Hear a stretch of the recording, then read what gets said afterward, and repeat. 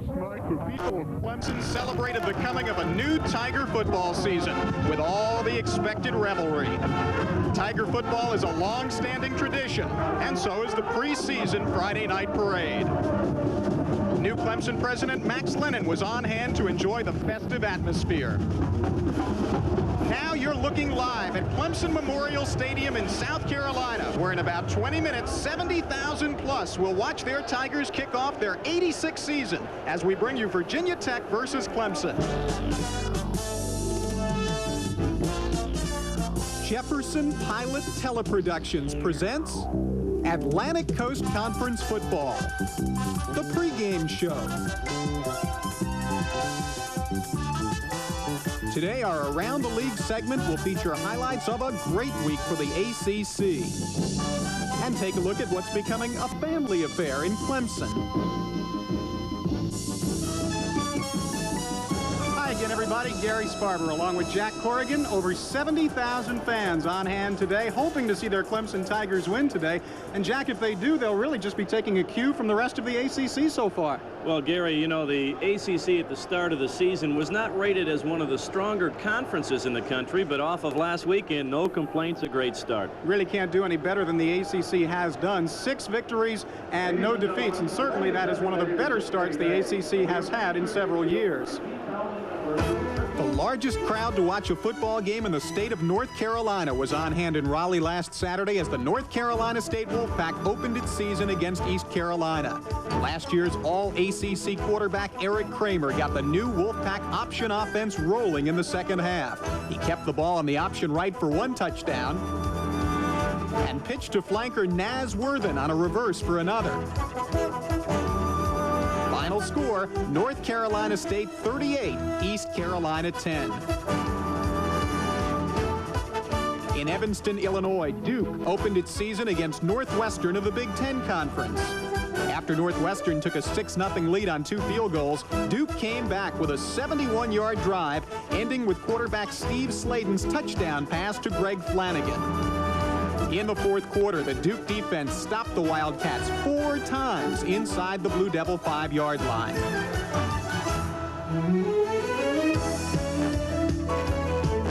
Tracy Smith capped a 55-yard drive with a 2-yard touchdown plunge to give Duke a 17-6 opening day win. In Chapel Hill, the Citadel paid a visit to take on North Carolina. The Tar Heels piled up 401 yards on the ground and 212 through the air as they romped over the outmanned Bulldogs. Sophomore running back Derek Fenner led the attack with 216 yards rushing and 2 touchdowns. The final, North Carolina 45, the Citadel 14. Virginia opened its season at home against South Carolina. The Cavaliers made use of the big play against the Gamecocks as quarterback Don Mikowski threw for a career-high 271 yards, including touchdown passes of 70 yards to John Ford and 26 yards to Kevin Morgan. Chris Warren, playing in his first game at tailback, rushed for 105 yards, including a 55-yard touchdown run in the first quarter. Virginia was impressive as they defeated South Carolina 30-20.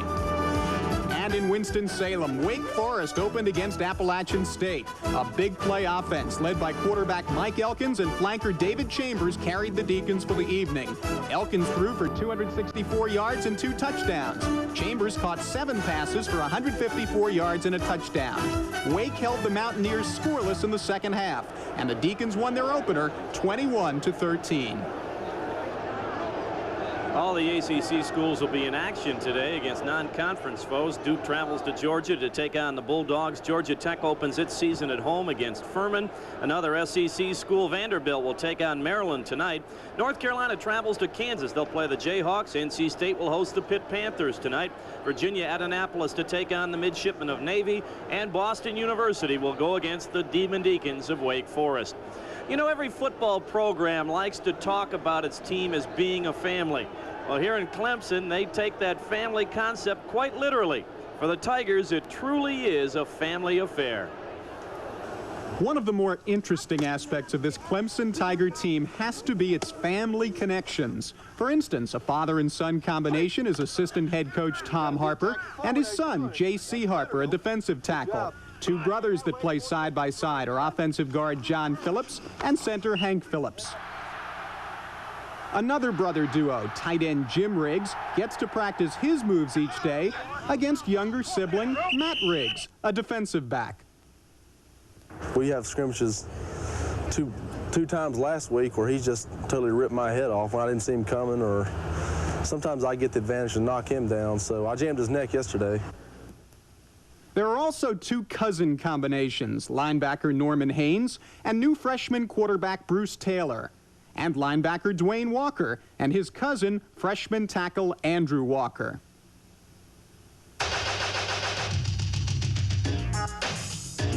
The most famous family tie has to be between ex-Clemson All-American William Refrigerator Perry and his little, if 260 pounds is little, brother Michael Dean Perry. Despite an injury-plagued season in '85, Michael Dean was second on the team in tackles for loss and should be ready for an all-star year in 1986. Of course, those whose last name appears most on the Clemson roster, Williams, are not related at all. Ray's a Williams. Jerome's a Williams. Perry's a Williams. Rodney's a Williams. Wouldn't you like to be a Williams too? The excitement is starting to build at Clemson. We'll be back with more pregame activities after this word from your local ACC station. Pregame show just about set to get underway. I'm Jack Corrigan, and along with Gary Sparber, we are about set to get ready for Clemson and Virginia Tech. And Gary, when we talk about the Hokies, I guess we're talking about a football team that has had its share of bad luck, not only against the Tigers, but last week as well. Oh, they've had some bad breaks. Last week against Cincinnati, 4th down and 5. Virginia Tech leads. Cincinnati throws a desperation pass, deflects off two hands. A Cincinnati receiver gets it. They continue the drive and go on to win. Last time Clemson and Tech got together, Clemson tries to kick a field goal to win the game. They miss it, but Virginia Tech roughed the kicker, so they try again. They make it, and Tech loses that one. So the Hokies feel today they've got some breaks coming. For the Clemson Tigers, this, of course, is their season's opener. They have been rated highly in most of the preseason polls, but anytime you try to play that first ball game, you've got some nervous anticipation. I talked with Danny Ford, the Clemson coach, yesterday, and asked him how he feels about his ball club. Well, I think we'll be a decent football team for the years out. We've been a slow starting football team in the past, and we need to start fast against Virginia Tech for us to have a chance to win the football game. We got some problems up front that we got to see how they're going to play, and our linebackers give it to play well, but Virginia Tech will be a very hungry team against us, and it'll be thrilling to watch them play. I want to see our guys play because I think they can become a good football team before the year is over, and I hope they start early in the season. One of the areas of concern for the Tigers, their kicking game. They had to go to the want ads to find a punter. The ad was answered by shortstop Bill Spires from the Clemson baseball team. Bill admits there's going to be a lot of pressure on him with all the fans here this afternoon, but he is hoping his baseball background will help him. I hope that the pressure I have in baseball, a little bit of pressure there, will help me here on the football field. I've played in Columbia against South Carolina, against 7,500 fans, and I know 80,000 is a little bit more, but like I say, hopefully I can handle the pressure that way by looking back at baseball. One of the stories we're going to follow this afternoon, Clemson punter Bill Spires. But the guys you got to watch most of all, the guys who will be doing the job offensively and defensively. Let's take a look at the AC Delco's starting lineups. The top Tech target is Donald Wayne Snell at split end. There are some changes on the offensive line. Mike Clapp will play at left tackle. Junior Ron Singleton gets the call at guard, with senior Robert Frula now playing center for the Hokies. Kevin Keefe will get the starting assignment at right guard, while Jim Davey, a 260-pounder, goes at right tackle. Steve Johnson from Huntsville, Alabama, is the tight end. The wingback is David Everett, a 210-pound junior. Sean Donnelly holds down the fullback slot. He's out of Fairfax. One of the Stallions, Maurice Williams at tailback, and junior Eric Chapman, the quarterback who did a good job last week. The Clemson Tiger defense is a big one up front. How about 290 pounds of Raymond Chavis, 285-pounder Tony Stevens, and right tackle Dwayne Meadows, the guys up front.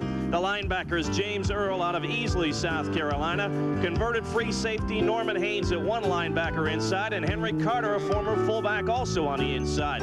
The best defensive player, Terrence Mack at the bandit end, and Donnell Wolford, one of the cornerbacks, while James Latta, freshman, goes at right cornerback. In the secondary, Kevin Brady at one safety position, and free safety A.J. Johnson. He's a good one. Some fine football players ready to get this game underway. That's our AC Delco starting lineup. Remember, start your car with an AC Delco Freedom Battery and Surefire AC Spark Plugs. We'll be right back. Started season with a victory, but Virginia Tech has lost heartbreakers to the Tigers the past 2 years, and the Hokies have come here today with thoughts of turning the tables. Bill Dooley is gunning for his 7th straight winning season at Virginia Tech. He's counting on the Stallions. Senior Maurice Williams, the 6th all-time leading Hokie rusher with over 2,000 yards. And senior Eddie Hunter, an elusive back and the 10th all-time rusher at Tech. Together, the Stallions have run for over 3,700 yards between them. Keying the Hokie offense is junior Eric Chapman, who last week in his first start ran the option offense and threw for more yards than any Tech passer since 1979. The Tech offense rolled up 456 yards last week against Cincinnati. Clemson's been a football power under Danny Ford, who's won a national title and 73% of his games at Clemson. This year he has a Heisman Trophy candidate in tailback Kenny Flowers, who needs just 253 yards to become Clemson's all-time leading rusher. Flowers combines power and speed to pace Clemson's ground attack. When the Tigers go to the air, they have one of the nation's most dangerous deep threats, senior Terrence Flagler, a Sporting News preseason All-American who combines with veteran Ray Williams to give the Tigers as dangerous a deep tandem as there is in the ACC. Pulling it all together is poised sophomore quarterback Rodney Williams, who last year was Clemson's first freshman to start at quarterback since 1942. Today, the Nissan Game of the Week, Virginia Tech meets Clemson.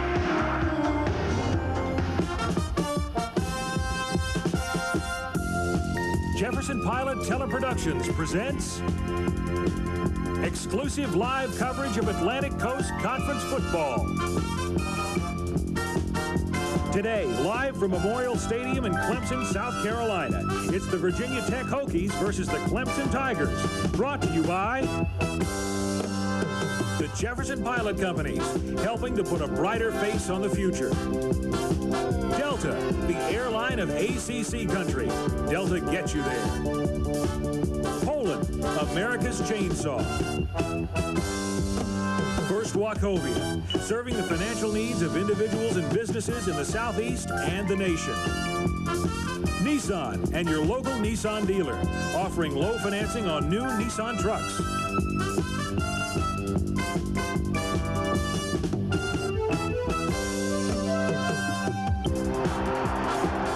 It's a warm afternoon, very pleasant, 73 degrees. The humidity has gone down in the last hour. Sunny skies and the wind really not going to be all that much of a factor on the Clemson opening game of the season, Virginia Tech and the Tigers. Hi again, everybody. Gary Sparber along with Jack Corrigan. These teams have gotten together in each of the last 2 years. Jack, Virginia Tech and Clemson. The Tigers have won the ball games, but it's been close enough that Virginia Tech feels they have the confidence to come in here today and give Clemson all they want. Well, the Hokies really have felt that they have outplayed the Tigers the last couple of years and have had nothing to show for it. For the Clemson Tigers, they always seem to win their season's opener. They really need to do so again today because they have a tough opponent next week in Georgia. On the Clemson side of things, a bit of a surprise. Ray Williams, their veteran wide receiver, thought to be out until the 3rd or 4th week of the season, got medical clearance late this week. He can play today. He had reconstructive surgery, had some nerve damage in his hip from a hip pointer, but is ready to go again. How much he plays today, well, we'll just have to wait and see on that, but I'm sure that Danny Ford is happy to know that Ray Williams is able able to play again. Now, Virginia Tech, usually a conservative team, but they have thrown the ball an average of 39 times a game the last 3 times they've met the Tigers, so they may have to throw it to do well. That's what it comes down to. Bill Dooley is the type of coach who likes to establish the ground game, but you're right, he has thrown the ball a great deal the last 3 years against the Tigers. You look at that huge defensive line of Clemson, you got to believe that Virginia Tech's going to end up throwing the ball 30 to 40 times again this afternoon. A lot of talk about Kenny Flowers, number 48, the outstanding one for Clemson, but he won't start. They've got 2 great tailbacks, Terrence Flagler and Steve Griffin, ahead of him. Well, a lot of coaches would like to have Danny Ford's problem at tailback. He's got some great players at that position. We're going to see them all today. Virginia Tech and Clemson, the Hokies were beaten last week. Clemson, of course, their opener here today, and Virginia Tech takes the field. The Hokies have got to be fired up. We told you they got a tough break last week, a deflected pass on 4th and 5 that Cincinnati was able to complete. They went on and beat the Hokies on their home field in Blacksburg. Bill Dooley has 6 consecutive winning seasons for Virginia Tech, and he would love to make it number 7. And still, he gets some pressure, and now you can hear the roar for the Clemson Tigers.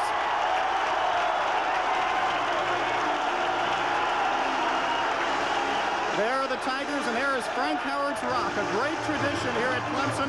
6-6 a year ago, Clemson played Minnesota in the Independence Bowl, lost that ball game. But the Tigers here getting ready to run down the hill. They touch Frank Howard's Rock, one of the great traditions of Clemson football. And Clemson defensive captain Terrence Mack told us earlier what that means to a Clemson Tiger.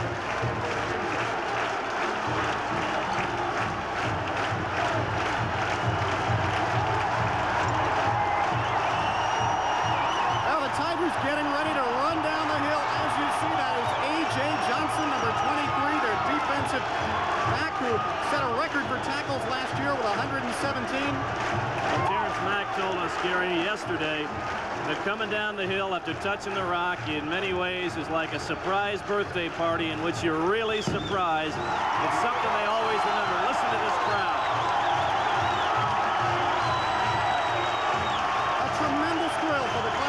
As they take the field for their opener. We've got the kickoff. Virginia Tech and Clemson coming right up here at Death Valley ACC football. Clemson and Virginia Tech. Who's going to take the opener here at Tigertown? We'll find out. When my big guy wanted something special, I said, sweetheart, I've got just the recipe. Shrimp, scallops, 3 pastas. Enough garlic, honey? Perfect. And, of course, our favorite beer, Natural Light. The beer with the taste for food. Another natural, sweetheart. Yeah. Waiter? Yeah, all natural, less filling. It's Natural Light from Anheuser-Busch. Allow me, darling.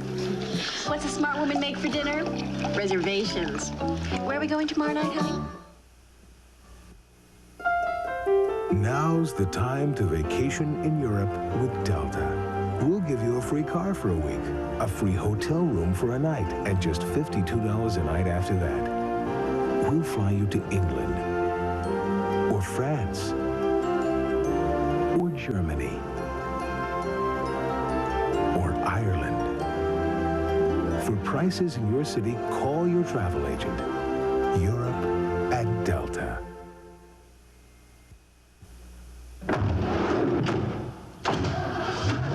Wachovia has the loan to keep your business on the move. Wachovia, where the money's coming from.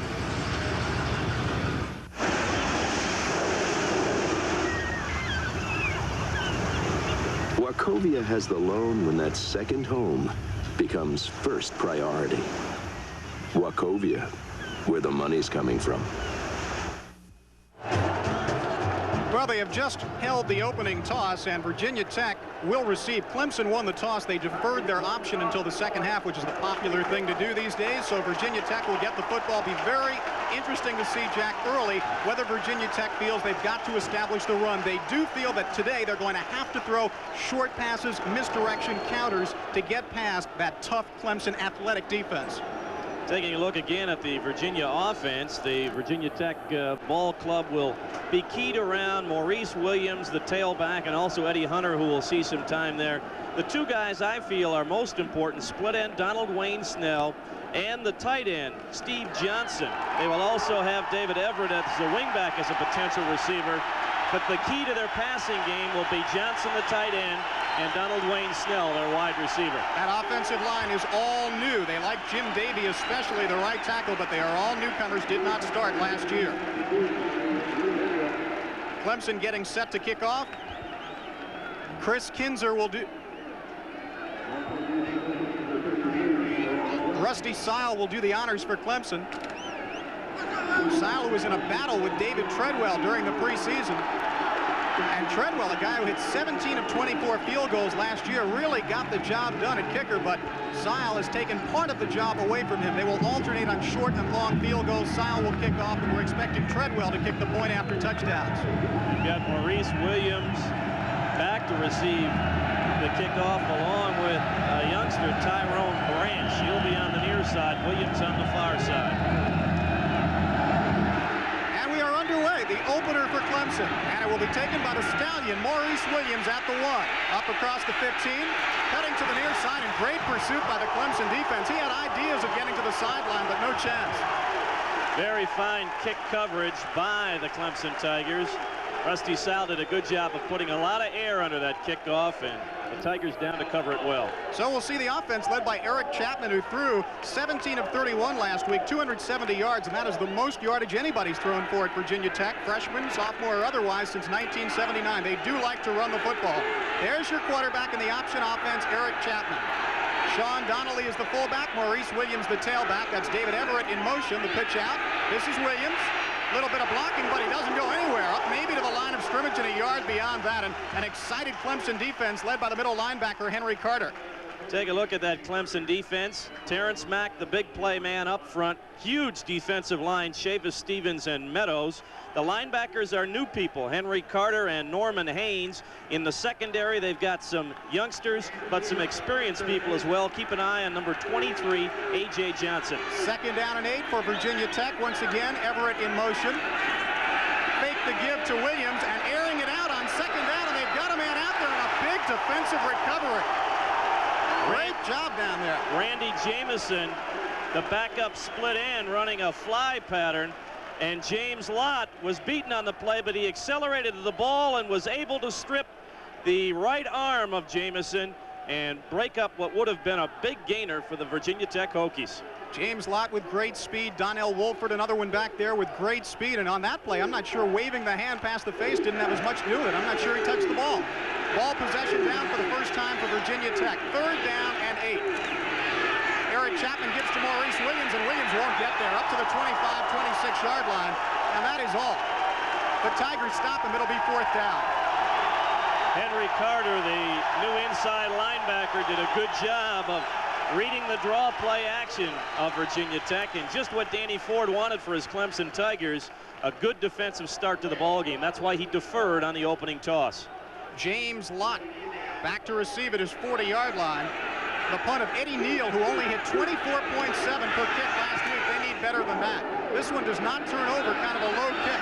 Lott starts at the 40, and down he goes at the 45-yard line. Not a whole lot there. Andy Ambers, reserve split end out of Leesburg, Virginia, made the stop.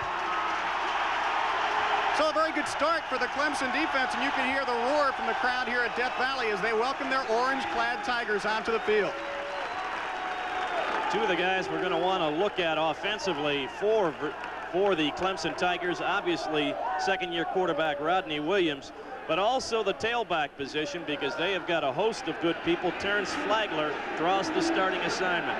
And Tracy Johnson in front of him, an outstanding blocker. Flagler will carry on 1st down, going around the right side, and not a whole lot there. Horatio Maranta, number 93, from the defensive line, making the stop.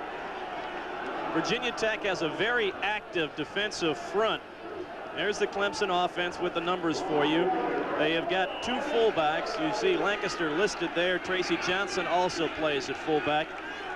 Tight end Jim Riggs, all conference last year. He's a good one. And you saw that Ray Williams not starting the ball game for Clemson, although he is eligible to play. 2nd down, they lost 2. They'll try to get 12 here. They give to the fullback, and Tracy Johnson got the 2 yards back and maybe a yard or 2 beyond that. Morgan Roan, the defensive right end, in on the stop. He's probably the best defensive player for Virginia Tech, but Cincinnati did a great job on him last week. He only had 2 unassisted tackles, and that was it. Sets up a 3rd down and long situation for Clemson. Keep an eye on Terrence Rulak. He is split to the bottom of your screen. 3rd down and 9.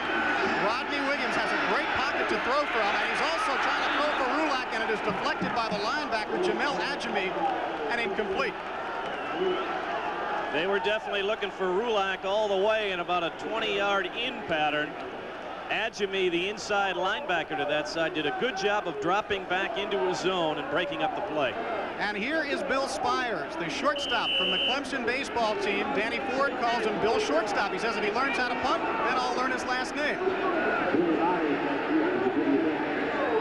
Billy Myers back deep to receive for Virginia Tech, and not a bad kick at all for Spires. Taken back at the 13, up to the 20-yard line, and that's all. Virginia Tech starts in mediocre field position just outside the 20, but not a bad start for Spires. So it is 0-0. Both teams have started out with good defensive series. We're back at Tigertown. Clemson 0, Virginia Tech 0. You stepped up to a 35mm camera because you wanted to get serious about your photography. There, the image is on the film, but will it be on the print? It will if it's Eckerd's UltraLab 35 processing. UltraLab 35 examines each negative for color and contrast. Prints on high-gloss Kodak paper for incredible reproduction, and UltraLab prints are 30% larger. Be sure that the image you shoot is the image you get. UltraLab 35 from Eckerd, when you're serious about 35mm. This is the average family most financial plans are made for. But at Pilot Life, we know families are made of real people, not statistics. That's why Pilot Life representatives never take an average approach. All people differ. Their goals, their problems, their needs, and of course their dreams. That's why no two Pilot Life financial plans are ever exactly alike. And that's why they all work. Atlantic Coast Conference football coming your way Saturday, September 20th. The Demon Deacons of Wake Forest take on the North Carolina State Wolfpack. Watch the ACC stars shine as State's all-ACC quarterback Eric Kramer and rookie coach Dick Sheridan lead the Wolfpack into battle. But Wake Forest quarterback Mike Elkins and a veteran Deacon offense will be tough to beat. Wake Forest at NC State, Saturday at noon. Bill Dooley has had 6 consecutive winning seasons at Virginia Tech. 69 wins, 53 defeats, and 2 ties. Danny Ford, well, you know what he's done. National championship and all winning seasons except a 500 season last year. Virginia Tech has the back split, the Stallions. And the give is to Eddie Hunter. Hunter up across the 20 to the 23. A flag goes down. And I have a feeling this one's going to come back. Donnell Wolford up from the secondary to pull down Eddie Hunter. They tried to run the counter play, and they spotted something. Let's look at the infraction. Holding on the offense. That's Courtney Mawsey, I should say, the referee this afternoon. There are the rest of the men in the black and white stripes who will be officiating the game here this afternoon. Interesting decision here for the Tigers because it'll either be 2nd and long or 1st and 20 down around the 10-yard line. I've got to believe you set him back on the 10-yard line. Now, we disagreed a number of times last week, but I bet we're together on this one. You got that one right. Give your defense a chance to really make something happen deep in Virginia Tech territory. Hokies traditionally not a club that piles up a lot of yardage. Here's on the offense, 1st down. But they really did the job last week, over 400 yards against Cincinnati. Interesting set they had the last time in which they used their 2 fine tailbacks in the backfield at the same time, Williams and Hunter. They bring Jamison in the ball game, and he splits to the left as the split end. This time, Rich Fox is the fullback. Eddie Hunter stays in the ball, or Maurice Williams is the tailback. Slot to the near side. That's Everett in motion. They give it to Maurice Williams. He had a little bit of a crease, but couldn't quite pop through. Got a couple of yards, and that was all. Tony Stevens, the middle guard, with the stop for the Tigers. You're talking about a very strong young man in Tony Stevens, number 65, one of the top bench pressers on this Clemson club. Much like South Carolina that we saw last week, Gary, the Clemson Tigers spend a great deal of time in the weight room, and it has paid off for this football program. Again, Maurice Williams, the Stallion in the ballgame right now. Their tailbacks, they call the Stallions. A little bit of a delay to him. He gets up to the 20-yard line, up to the 25, and finally brought down after a real good gain. He needed to get to the 30-yard line for a first down, and he came close. Dwayne Meadows out of Spartanburg, South Carolina. A.J. Johnson, the free safety as well, combining on the stop. The key to this play is number 63, the center, Robert Frula. Watch him seal off the inside there to allow Williams a little bit of running room, and you put the Stallion in the open field, he's going to gain some positive yardage for you. So out of what was a 20-yard situation on first down, they've now got 3rd down and 1. And 3 men in the backfield, a power situation. Rich Fox, Eddie Hunter, and Everett, the wingback, has now moved in motion toward the near side. The tailback Hunter, I think he got the first. Well, he needed to get up to the 31. Maybe not. We'll see. Henry Carter stepped up nicely from the middle linebacker spot, and I don't believe he got it. Although now, after they spot the ball, it's a little closer than it first appeared, and Courtney Mawsey says, let's bring the chains over and take a look. How about the length of a football short? Good eyesight, partner. We'll see. They've got to bring it all the way across the field. One of the areas we're going to watch this afternoon with the Clemson Tigers, the baby backers, as Danny Ford calls them. Henry Carter is a former fullback. He is starting for the first time. Norman Haynes is a former strong safety. He is starting for the first time on the inside. And you saw it was a little less than a length of the football, but shy of the first down, and Bill Dooley's Tech Hokies will have to punt the ball away again. So for the second time, the Clemson defense makes it a 3-and-out situation. So Eddie Neal will try again. He will punt from back at his 16-yard line. Only averaged 24 yards last week and didn't get it to turn over the first time. And speedy James Lott hoping for an opportunity, standing back at his 34-yard line. There you see Lott.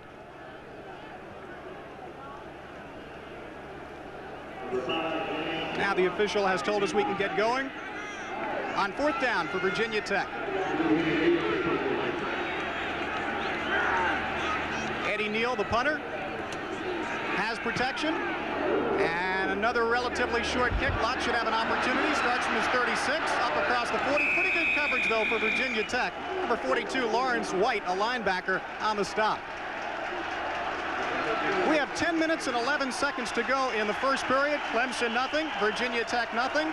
The Tigers will have the football when we come back after this word from your local ACC station.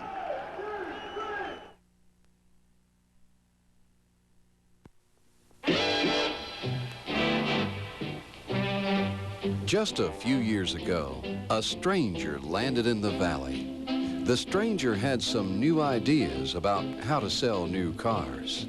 It wasn't long the mold was cast. Allred's dealership expanded fast. Customers now arrive from far and wide. Allred Chevrolet, just a little out of the ordinary. We were working Yellow Pages out of C&P Telephone. A music man was singing the blues. I'm going out of my head. Guy across town's getting all the bread. Frank, this him? That's the cat. In the genuine Yellow Pages from C&P Telephone. The phone book. He's got store hours, brand names, credit terms. And you're out of sight. Hey, man, I see the line. Get their business. Give me the facts. I'm hip, but... Sir? Does my ad have to be so square? The genuine Yellow Pages from C&P Telephone. We wrote the book.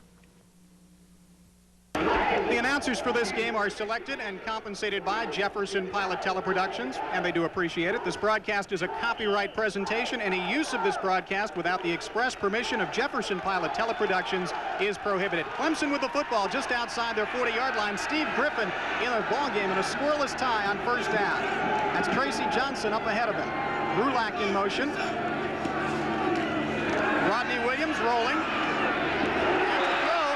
And he's got Keith Jennings right up around midfield. Jennings, a possession-type receiver out of Summerville, South Carolina. He presents a big target and pretty sure-handed.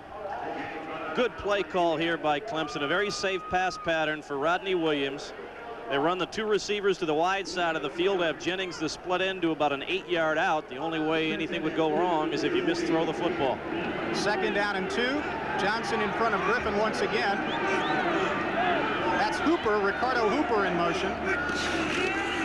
This is Griffin out of Charlotte, and he's pretty close to a first down. I think he'll have it. The linebacker Lawrence White with the tackle. Only needed to get across the 49, and he did. First down for the Tigers, and for the first time they are in Virginia Tech territory. Both these teams this afternoon are operating with inexperienced offensive lines. The most experienced man up front for the Clemson Tigers, offensive captain John Phillips at right guard, and he's an outstanding football player. Keith Jennings to the far side, Terrence Flagler to the near side. They give it straight ahead to Johnson, and Johnson gets into about the 42. A fumbled football. Virginia Tech covered it, I believe. Victor Jones on top of it. Yes, Virginia Tech football at their 43-yard line. And a lot of Clemson Tiger fans were saying we pity the first Tiger who puts the ball on the ground because Danny Ford really puts the emphasis on turnovers. An outstanding play fake by Rodney Williams to the fullback. They then run the option to the outside with Steve Griffin. And the pitch was right there. Steve looked like he took his eye off it to worry about that official. And Virginia Tech with the turnover. Here come the Hokies on first down from their 44-yard line. Maurice Williams and Sean Donnelly, the backs. This is Chapman to throw. Chapman throwing downfield, has a man at the 37-yard line of the Tigers.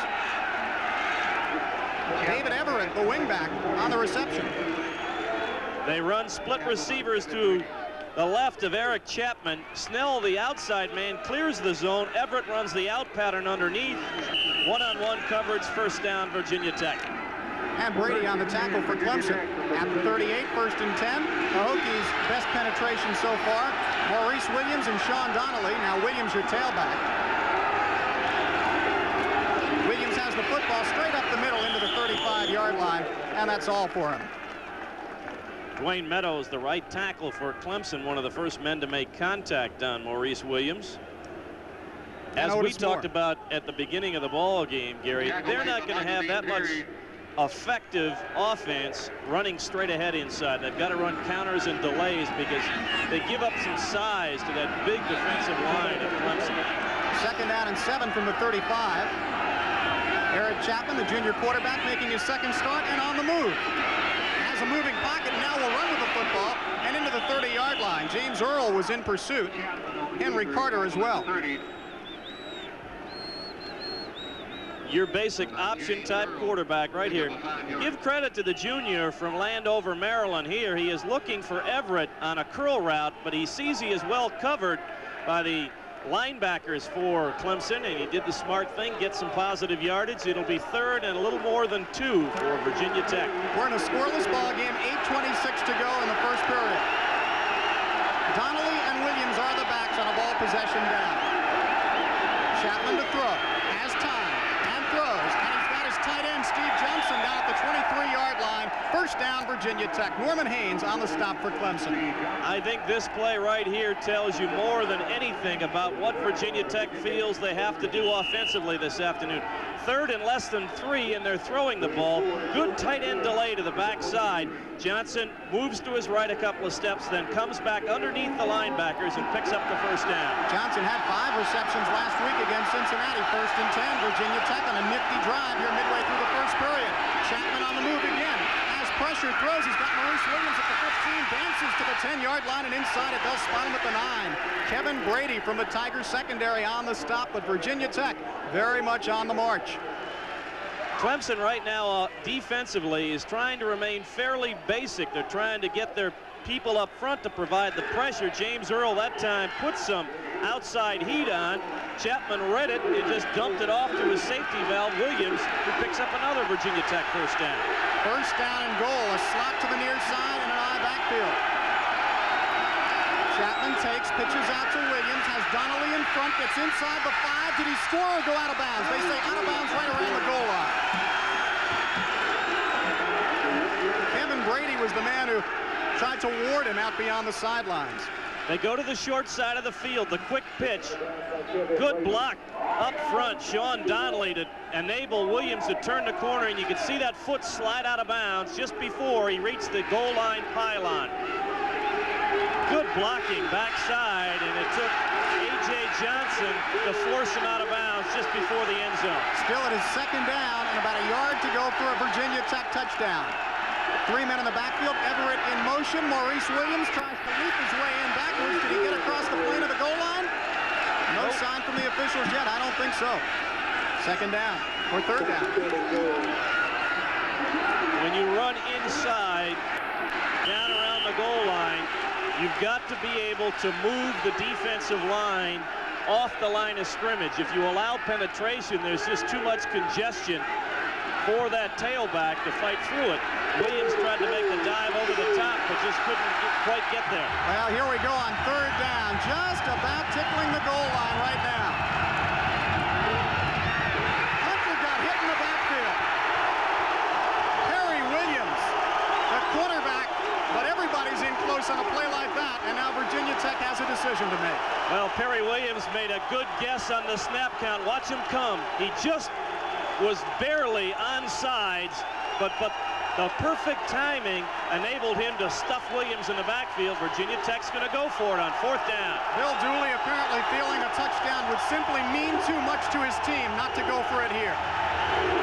Fourth down, much less than a yard to go, but they've had much less than a yard in the last two plays. Full house backfield.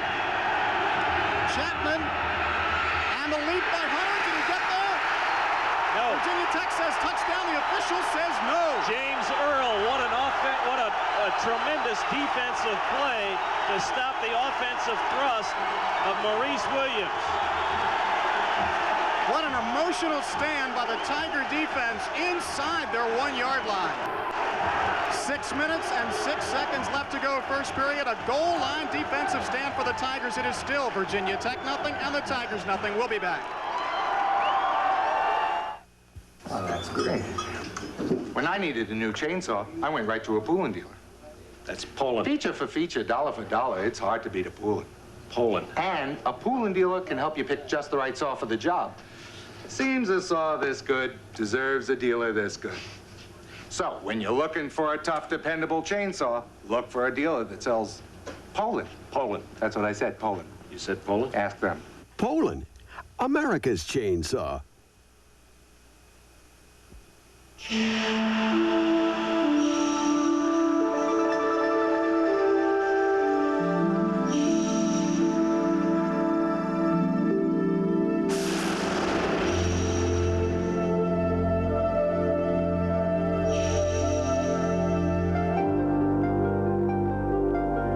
Delta professionals always make you feel like you're on top of the world. Delta gets you there. Watch this fourth down stand. The guy to watch, number 9, James Earl, knifing in. As Maurice Williams tried to leap over the pile, Earl grabbed him, threw him back. Also got some help as we watch it again to finish off the job. Virginia Tech going off tackle on the fourth down play. Also coming up to help out for the Tigers, Kevin Brady, the strong safety. It was first Earl and then Brady with the big plays for Clemson. Kenny Flowers making his first appearance, a scoreless ball game, and they just go straight ahead out to about the 2-yard line. No reason to take any chances here. A turnover is the worst thing that can happen. So the Heisman Trophy candidate, Kenny Flowers, joining Rodney Williams, who snuck that ball up to about the 2 in the backfield. Chris Lancaster in at fullback, and he is one of the better blocking backs in the ACC. You're in pretty good shape when Kenny Flowers is your third-team tailback, aren't you? I should say so. I don't think he's going to stay third team that long. He's been bothered by a knee bruise. I would agree. They set up in the end zone on second down, and again, a sweep, and they don't get very much more. It's kind of an interesting call on second down. Well, you have two schools of thought here when you're right on the goal line, as we'll watch from an end zone viewpoint. Rodney Williams again. Well, he fumbled the snap. That's why it was a quarterback sneak again. There are some coaches who love when they are backed up against their own goal line to air it out, try and throw the long home run ball. But to this point, Danny Ford has stayed close to the vest. Third down, about 9 yards to go. Clemson in the shadow of the goalpost. Here's Kenny Flowers. Flowers up to the 5-yard line, and that is all. Morgan Roan, the senior 255-pounder out of Virginia Beach, made the stop. And Clemson's Bill Spires, we'll find out about his nerve right here, because the shortstop will kick from his own end zone.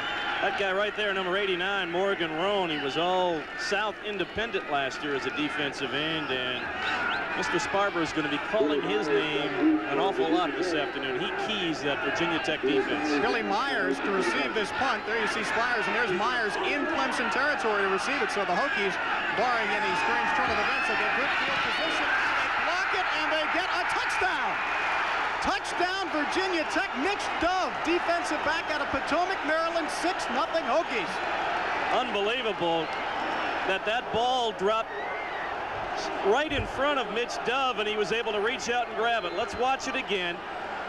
Bill Spires gets a good snap. The Hokies put a lot of pressure on him the last time. He's a 2.5-step kicker, and it got away all right, but the pressure came in. Number 34, Victor Jones, was the guy who blocked it, and it bounced right into the lap of Mitch Dove for a Virginia Tech touchdown.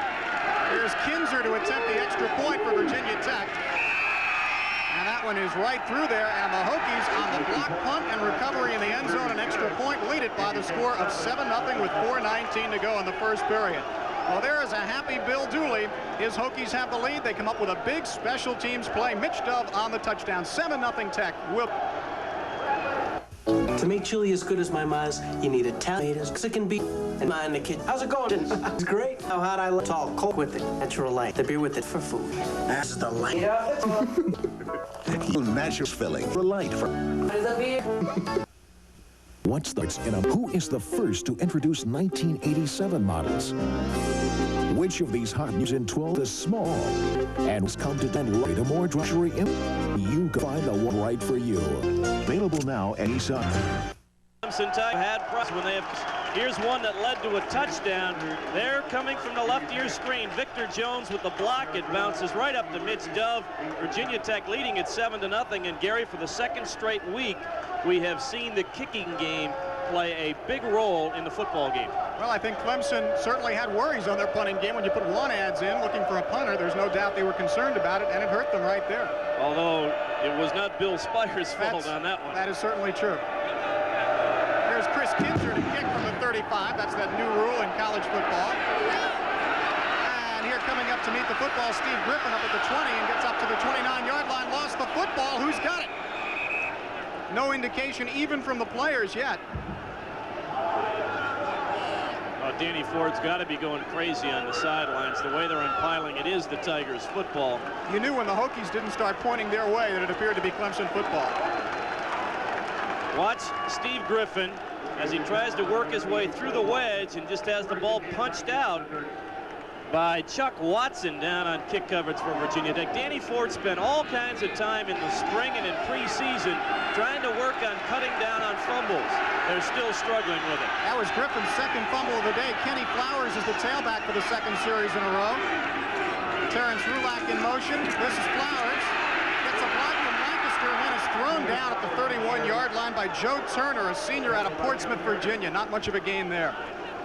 Defensively, Virginia Tech that time slowed down the timing of the play. It enabled Turner, one of the down linemen, to slide to his right and make the tackle on Flowers. We have yet to see Clemson really get the running game in gear.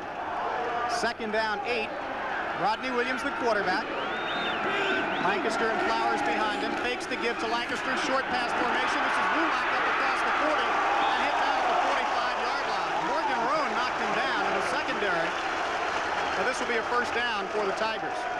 Outstanding play by Rodney Williams. They were running the option pass as he comes down the line, and he was in the grasp of a Hokie defender but got the pass off to big play man Terrence Rulock. There is Williams. They have Keith Jennings and Rulock split. That's Jennings in motion. This is Kenny Flowers, 45, and almost up to midfield. Joe Turner again on the stop. Tackled by Joe Turner. You know, Virginia Tech gave up about 500 yards to Cincinnati last week, but talking coaches, it was not the power game that beat them. They couldn't get pressure on the passing, and as a result, delays and draws and all the things when you're worried about the passing that a team can do to you. That's what Cincinnati really did to Virginia Tech. Danny McCoy, a very elusive quarterback for the Cincinnati Bearcats, and he was the guy that really created the most trouble for Virginia Tech defensively. Ricardo Hooper in the game for the second time. He splits to the near side. On the option, Rodney Williams to Flowers into Virginia Tech territory, but only a couple of yards. Eddie Neal, the strong safety, brought him down at the 49-yard line of the Hokies. It'll be third down and a little bit more than 4. Good job by the strong safety of Virginia Tech. He read the option action, saw that his zone was free, and when that happens, the strong safety has to step up and seal the corner. Neal did a nice job. If you're just joining us, we have 2:19 to go and the clock running in the first period. 7-0 the score. Virginia Tech on top, and now we get a timeout. Rodney Williams will come over to confer with Danny Ford. It was a special teams play, a block punt recovered in the end zone by Virginia Tech, and they lead at 7-0. Danny Ford talking to Rodney Williams on the sidelines. This is an important play call here for Clemson. As you look at Bill Dooley, the head coach of Virginia Tech, discussing defensive strategy with Jamel Adjemi, one of their linebackers. The key for Clemson here is to come right back from that turnover touchdown and equal the ball game. The longer you allow the mistakes to fester, the more difficult it is on your football team, and for Virginia Tech, the more confidence you give them against the Tigers. And Tech coming in here to Death Valley with over 70,000 fans on hand, getting that first score, takes some of the crowd out of the game, and as you said, certainly lifts their confidence coming off a tough loss last week. There you see the time remaining in the first period with Virginia Tech on top 7-0. And the great thing about the game of football is how a turnover can turn a ball game around quickly. Clemson looked like they were in position to start doing something. They fumble the ball at midfield. They stop Virginia Tech on the goal line, but the block punt gives the Hokies the touchdown anyway. 3rd down and 4. There's Boston College leading California early, and down goes Rodney Williams. Curtis Talafero, a 229-pound senior, really laid the wood to Rodney Williams, and it will be 3rd and long yardage, or 4th and long yardage, I should say. Talafero had a great game last week for the Hokies. He comes from Williams' blind side. And boy, this Tech defense is doing the job right now. Once again, Billy Myers back to take the punt of Bill Spires. Spires had it blocked last time. Gets this one off. Not a bad kick. Myers retreats to his 14, surveys the field, and starts forward. 25-yard line. A flag is down. He got to the 28, but a flag down. And we'll see if they don't bring this back. Anytime you see a flag down around where the kick returner is bringing the ball back, you're usually going to have an offensive penalty. Spires recovered from the block with a 47-yard punt this time. Clip called against the Virginia Tech Hokies, so the good Spires punt, and now the penalty will back up Virginia Tech as we are down to the final minute plus of quarter number 1, and what has not been the kind of season's opener to this point that the Orange Army here at Memorial Stadium had wanted. Here comes the call. Well, the clipping indication you saw, and that is why Virginia Tech will start very deep in its territory at the 9-yard line. Hokies have moved the football somewhat in this first period. They start out with Eddie Hunter as the tailback. Rich Fox is the fullback for junior quarterback Eric Chapman. That's Dave Everett in motion. Hunter right into the Clemson defensive line. Henry Carter, the middle linebacker, but if he didn't make the tackle, 3 or 4 others might have. Virginia Tech has had problems scoring against Clemson, particularly in the first half. They have scored only 24 points in the first half. In the last 6 years, they had never scored in the first period in the last 6 meetings until that blocked punt a few minutes ago. You want some one-upmanship? They've never scored more than 17 points in 21 games with Clemson. Here comes 2nd down. They got about a yard. It's Myron Richardson in motion for the first time. And Eric Chapman to throw, has pressure and lets it go down the sidelines, intended for Richardson, but well overthrown. Tried to run the out and up on the far side with the split receiver Donald Wayne Snell, but good coverage by A.J. Johnson to help out James Lott along that far sideline. Good play call, though, deep in his own territory by Eric Chapman as they went with the out and up pattern. The wide receiver runs a 5-yard out and then turns it up for the long bomb. They just couldn't make connections. Now Randy Jamison, split to the far side, has blazing speed. We'll see if they go to him on 3rd down and 9. This is Everett in motion, also going to that side. Chapman to roll, in trouble, and down he goes at the 3-yard line. Tony Stevens put the pressure on, and Chapman just took the slide. Kevin Brady was blitzing from strong safety.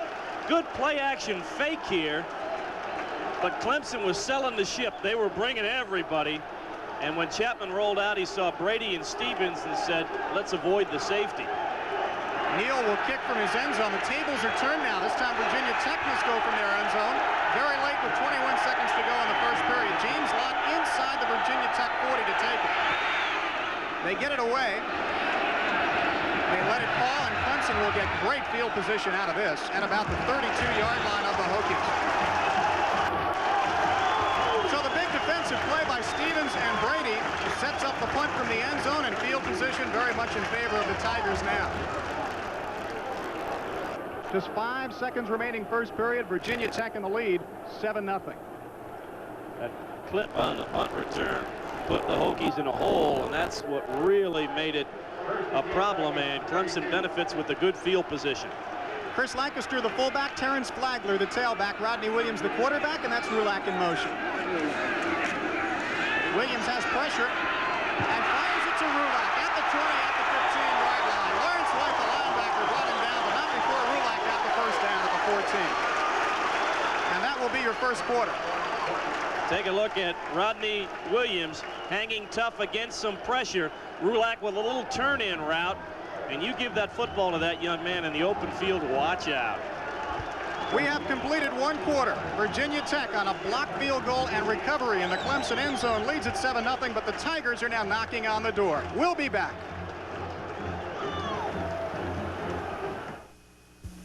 Life is a series of challenges.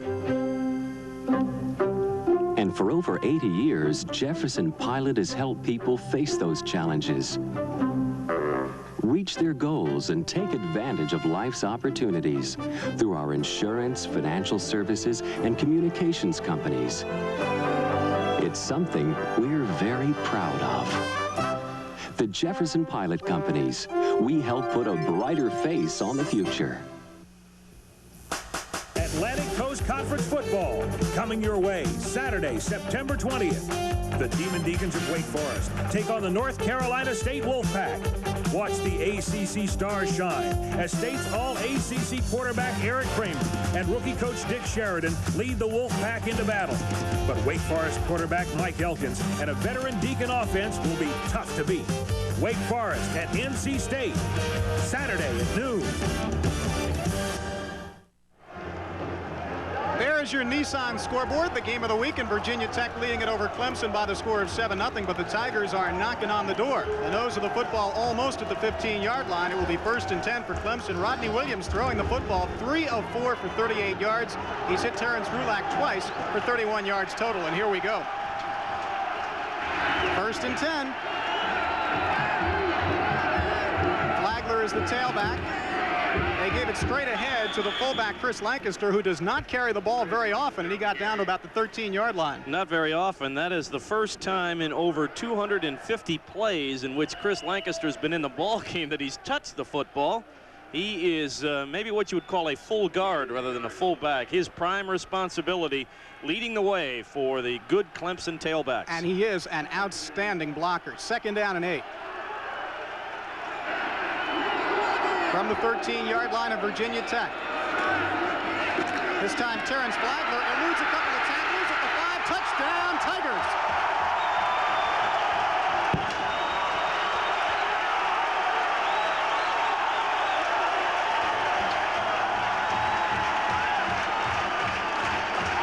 Well, that makes the big crowd here at Memorial Stadium feel just a little bit better.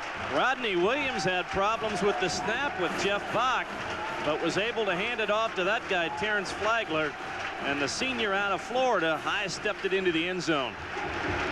David Treadwell will attempt the extra point with Todd Schonar holding. This is to tie the ball game. No problem there. We're tied at 7 very early in the 2nd period, and Terrence Flagler, a guy who has been waiting to burst out here at Clemson for a lot of years, it seems like. Watch the blocking up front. Phillips helping to clear the way there as he buries one of the Tech linebackers. Terrence Rulak with a good block downfield, and the senior from Fernandina Beach, Florida, with his first touchdown of the season. So Terrence Flagler on the touchdown. We're early in the 2nd period, and there you see the score. We're tied. Virginia Tech 7, Clemson 7.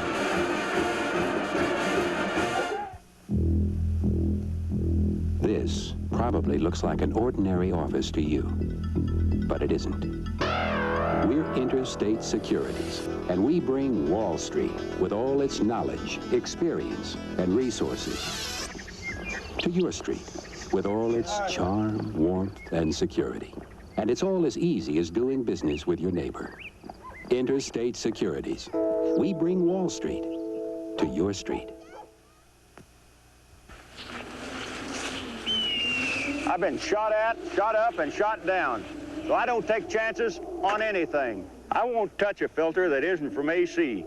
Why mess with air filters that can't go for up to 30,000 miles, or oil filters that can't deliver up to 15,000?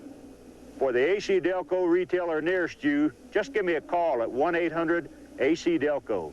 If you put your muscle into a job, use your head and do it with AC Delco.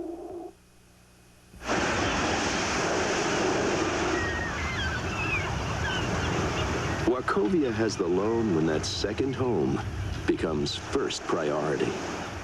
Wachovia, where the money's coming from.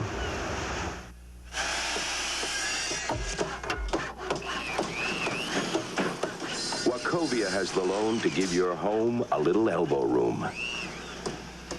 Wachovia, where the money's coming from. Watch Terrence Flagler, the Clemson tailback.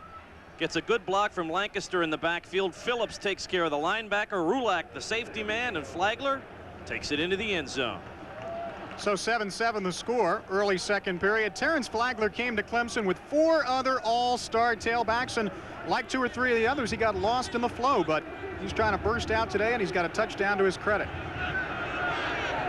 Tigers will boot it off. Rusty Sile will do the honors.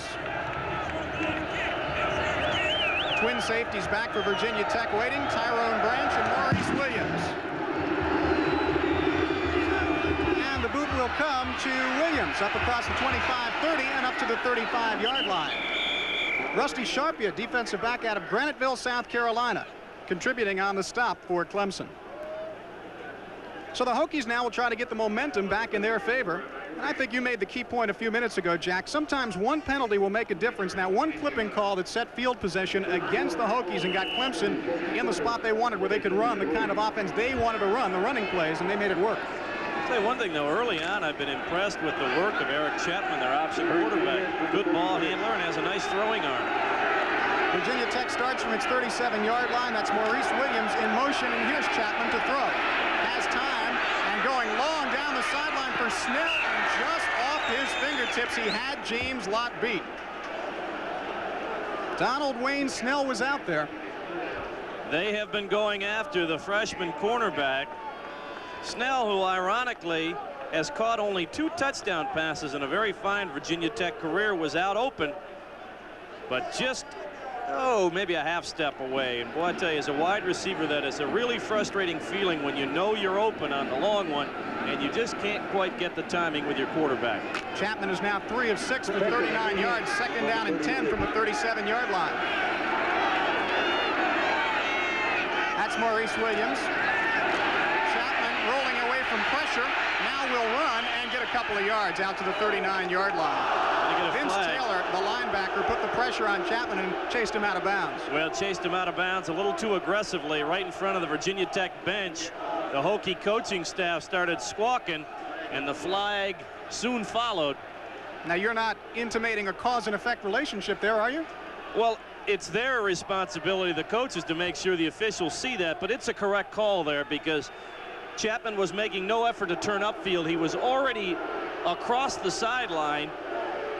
It doesn't necessarily matter the intensity of the hit. It's just the fact that he was hit after he was out of bounds. Dead ball, personal foul on the defense, late hit out of bounds, first down, first down. Watch it here on the replay. Chapman rolling to his right. He's under some pressure, so he starts around. Watch 58, Vince Taylor. See, he gave him that real extra hard shove as he was already crossing the line. That's why he got called for it. Eddie Hunter and Sean Donnelly are the backs for Virginia Tech. They've got a first down after the penalty at the 45 of Clemson. Again, Chapman to throw. Lofting it for Everett. Got it at the 20 and brought down at the 10-yard line by A.J. Johnson. Fumbles it, but they'll say he was down. First down for the Hokies at the 11-yard line, and you can't time a pass any better than that one. They go to their big wingback, David Everett. I'm impressed with how Virginia Tech is going deep with their passing game. They had talked about trying to throw short. They've done nothing but throw deep today. Everett running a flag pattern out of his wingback position. He had gotten behind A.J. Johnson. 1st and 10, Virginia Tech just outside the 11-yard line of Clemson. Chapman now 4 of 7 for 73 yards. Myron Richardson and Donald Wayne Snell to the far side. The junior Chapman has them in scoring position again with a 1st and 10 from the 11. He gives it straight ahead to Donnelly, who gets to the 7-yard line. Henry Carter's been on a number of stops, the middle linebacker for the Tigers. They set this up, though, with good running earlier in the ballgame. Well, much like Clemson, you do not expect a Virginia Tech fullback to touch the ball that often. They put Hunter in motion to move out one of the linebackers. Then it's just a quick inside handoff to the fullback for good yardage. 2nd down, a long 5. Virginia Tech in a 7-7 ballgame, early 2nd period, and knocking on the door. This is Eddie Hunter to the 6. Tony Stevens, the nose man, with excellent penetration. He was the guy that was trying to make a wish with the right leg of Eddie Hunter, excuse me. Big play coming up. 3rd down and 5. Just inside the 7-yard line. They need to get just, well, about 2/3 of the way between the 2- and 1-yard line to get a 1st down. Everett and Donald Wayne Snell to the far side. The junior quarterback Chapman. Blitz. They pick it up though. Now he's in trouble. Throws, completes his pass. Flag is down. He did not get the 1st down. The pass was completed. James Earl made the tackle. I think it was Everett that caught the ball. And we'll have to see what they call. Well, they're going to call the pass incomplete first of all. Now we've got to look, and we might have offensive interference here. Pass interference on the offense. Wow, good call. Well, I know that one because I used to be guilty of that once in a while. You get down around the end zone, you drive the man into the end zone, and then push off him a little bit to open up. Let's see if we can see it. Chapman rolling, sees Eddie Hunter down there. Ball was stripped away nicely by James Earl. In the replay, you cannot really see the push-off by Virginia Tech, but another costly penalty for the Hokies. Earl, we'll get the call now. The offensive pass interference, loss of down, the 4th down. 4th down. Boy, that loss of down really kills you on that penalty. And loss of down, 4th and 20. And technically, Gary, they must have called that outside the end zone, because if you have offensive pass interference in the end zone, you turn the ball over. So they ruled it was outside of the end zone. And this becomes a 38-yard field goal attempt for Chris Kinzer. No chip shot for him at all.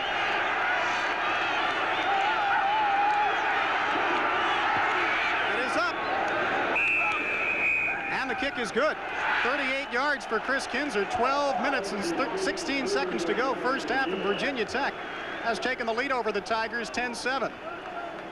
So the Hokies were knocking on the door. They get set back by a penalty. Kinzer converts from 38 yards. It's 10-7 Virginia Tech. We're back after this for your local ACC stations. Eddie, this is Mrs. Butterworth. Hello, Eddie. I love your syrup. I make 2 syrups, regular and light. Mrs. Butterworth. And they're both delicious because they're thick and rich and buttery. She really talks better than you.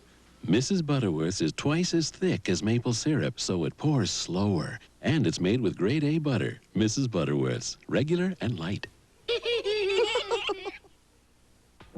Pizza Hut Thin and Crispy Pizza has a thin, delicate crust, thinner than that. It lets the flavor of your toppings really come through. Nope, thinner. And it's crispy for a pizza quite unlike any you've ever had. You call that thin? The sauce tastes tangier, the cheese cheesier. So for a pizza that lets the taste of your toppings really come through, make it thin and crispy pizza. Only at Pizza Hut.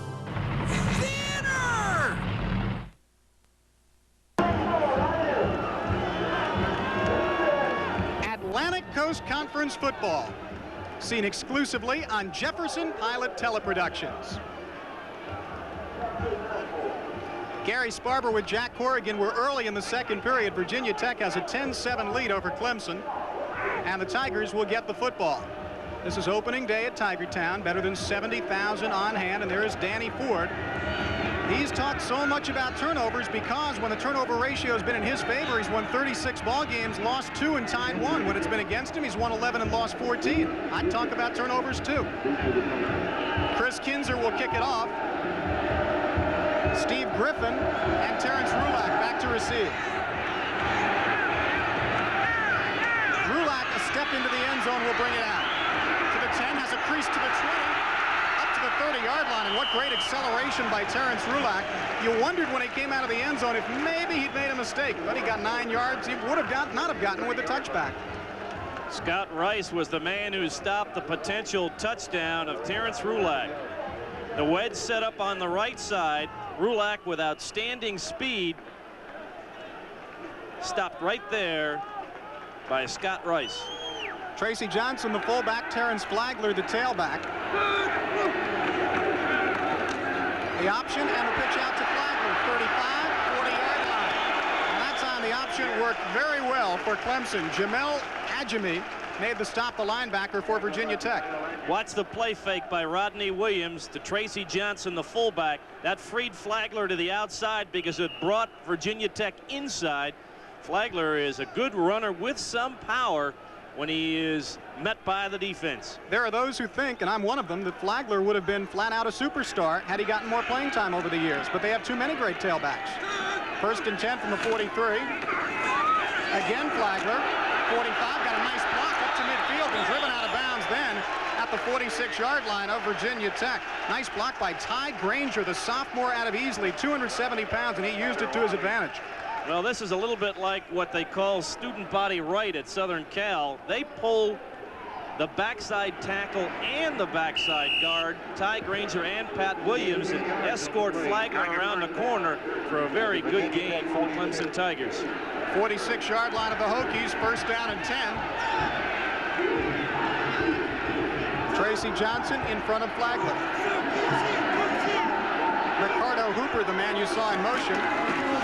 Fullback Johnson out of Kannapolis gets down to the 41, 40-yard line. Good driving force on the run by the fullback, Jamel Adjemi, the linebacker, in on the stop.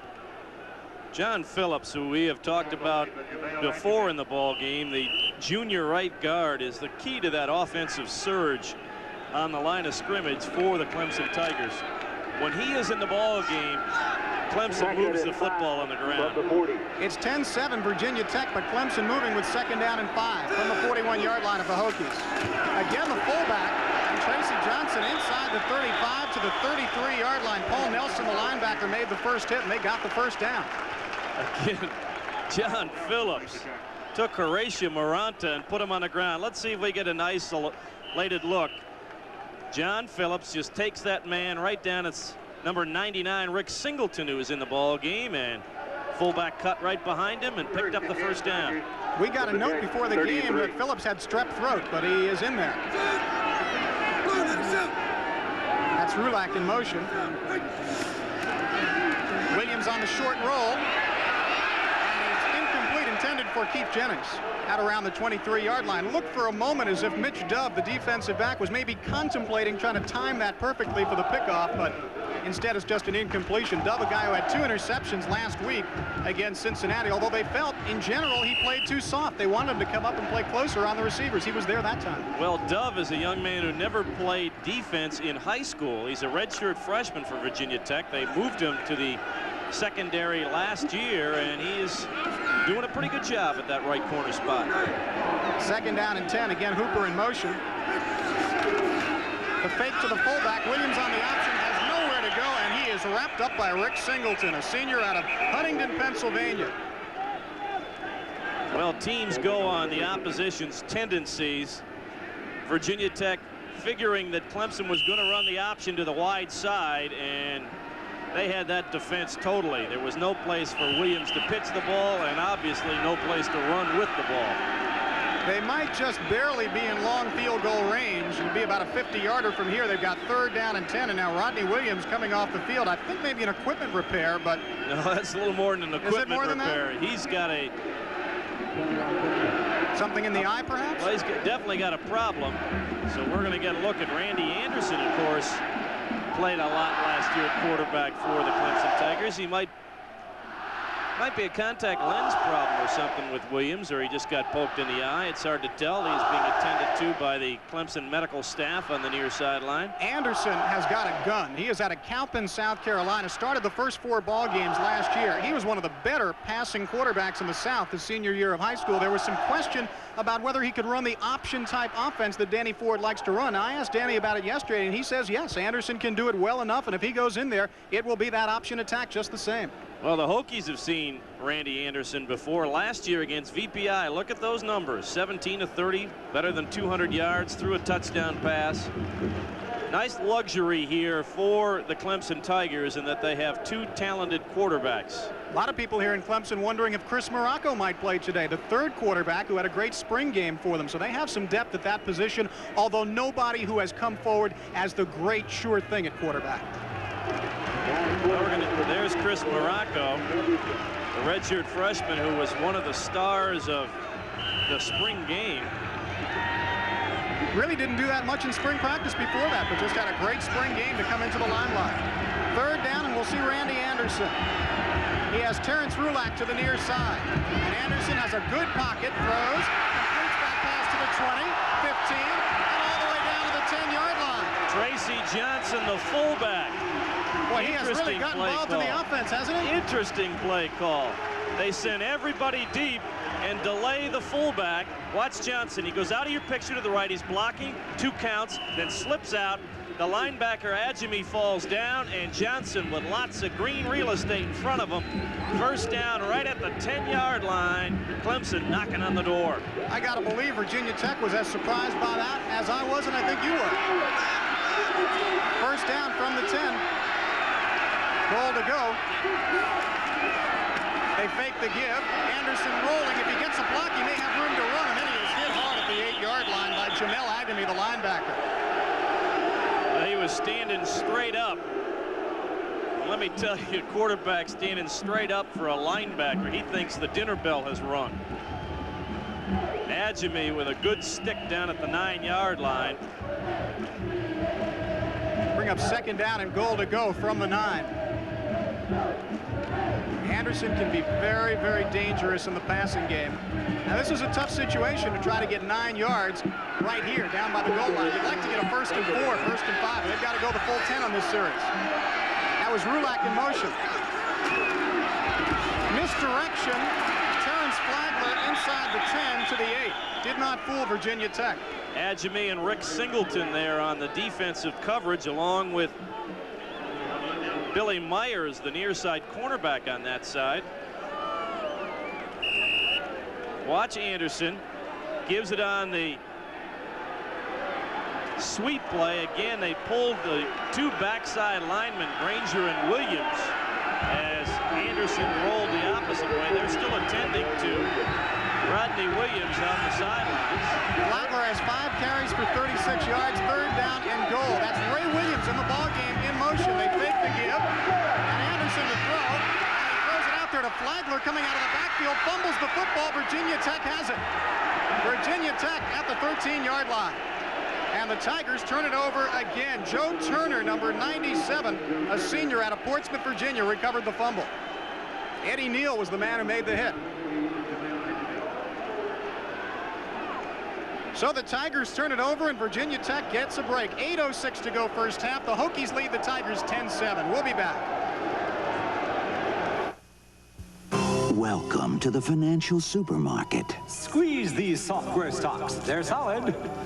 Your future lies in pork bellies. In this world of confusing financial options, you don't have a chance if you don't have a plan.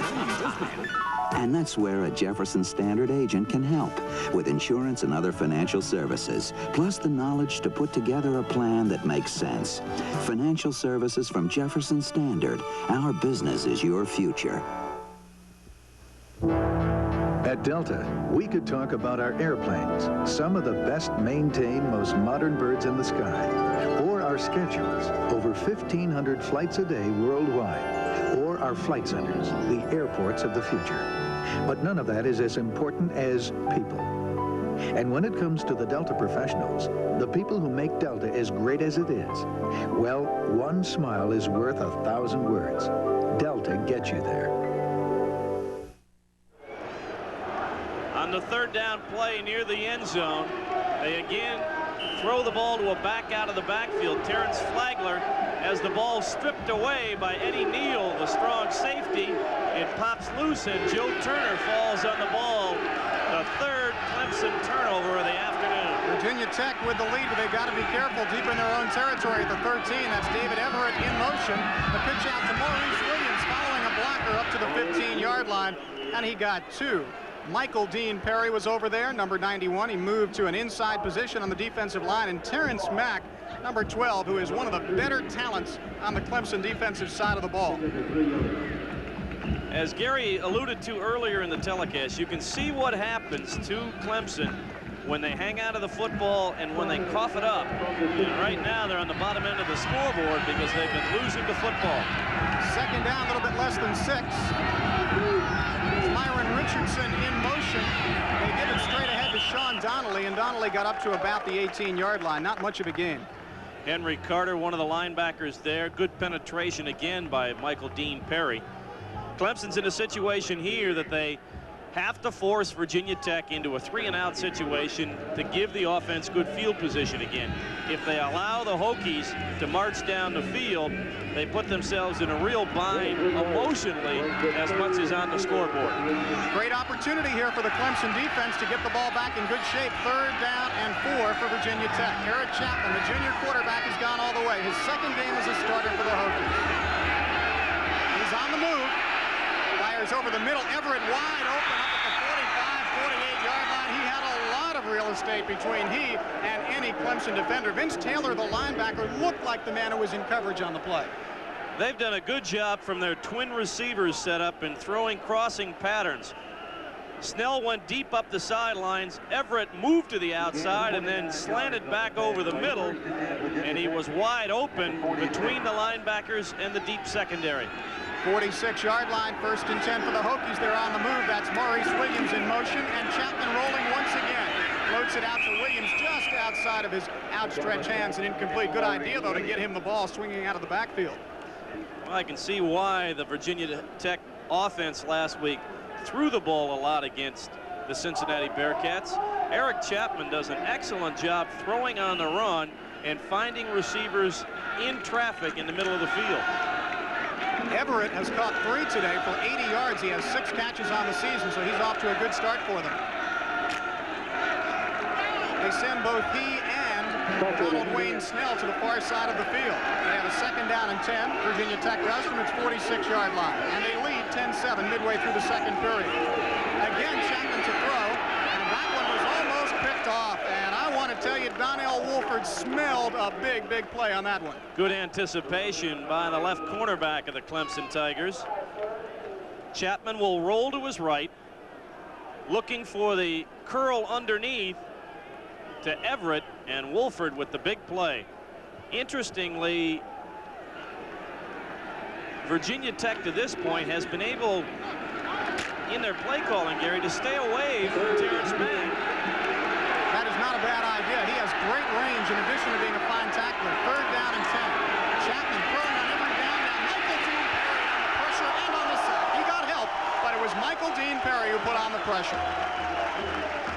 Danny Ford inserting his fine junior defensive tackle into the ball game because he can overpower people. He just blew by Ron Singleton, zeroed in on Chapman, and gets the sack.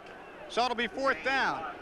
James Lott back deep to receive for Clemson, and we told you a few times, don't want to dwell on it, but punting is not the strength of this Virginia Tech team. Eddie Neal, only 24 yards per kick last week, and hasn't hit it well today. Gets a bad snap that time. Just did get it off. This is a nice twister. They let it fall, might get into the end zone, but then again it might not.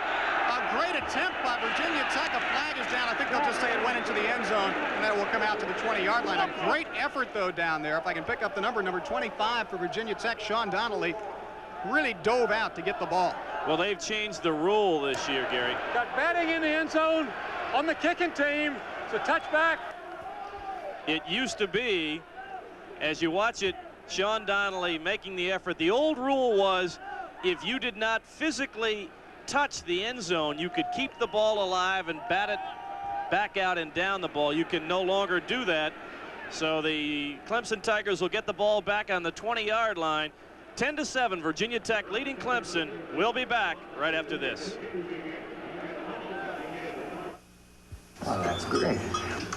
When I needed a new chainsaw, I went right to a Poulin dealer. That's Poland. Feature for feature, dollar for dollar, it's hard to beat a Poulin. Poland. And a Poulin dealer can help you pick just the right saw for the job. Seems a saw this good deserves a dealer this good. So, when you're looking for a tough, dependable chainsaw, look for a dealer that sells Poland. Poland. That's what I said, Poland. You said Poland? Ask them. Poland, America's chainsaw. When you buy a Nissan 300ZX, you buy a legend, a tradition of many Z cars, each meticulously made to the tolerance of an expensive watch. You buy a racing heritage unmatched by any car in its class. But most of all, when you buy the awesome 300ZX, you buy Nissan, America's #1 selling import car. The name is Nissan.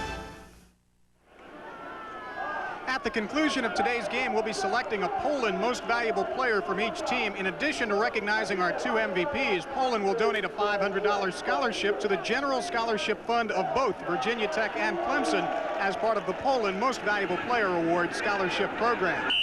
5:35 to go, first half. It's 10-7 Virginia Tech. Clemson, after a 60-yard punt by Eddie Neal, has the football on its 20-yard line.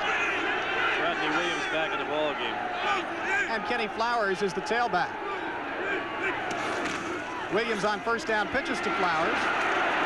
Gets a little bit of a block from Tracy Johnson up ahead and gets out at the 26-yard line with Victor Jones making the stop for Virginia Tech. Danny Ford saying we're deep in our own territory. Let's get back to things we do well, and that's the sweep. There you see Tennessee leading Mississippi State 9-7, only the first period in the Southeast Conference. In California, behind Joe Kapp, the coach, on top of Boston College, 9-7.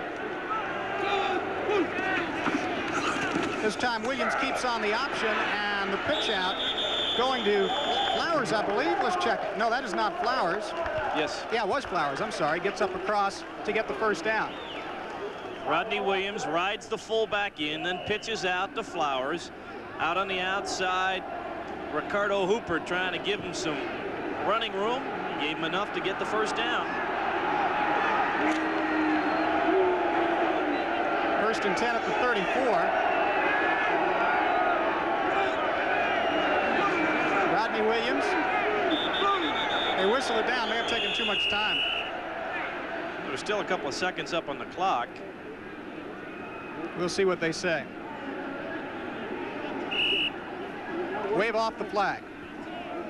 The official says that one's on me. So they'll try again from the 34. 5:26 to go, first half, and they've got the wave going here at Death Valley.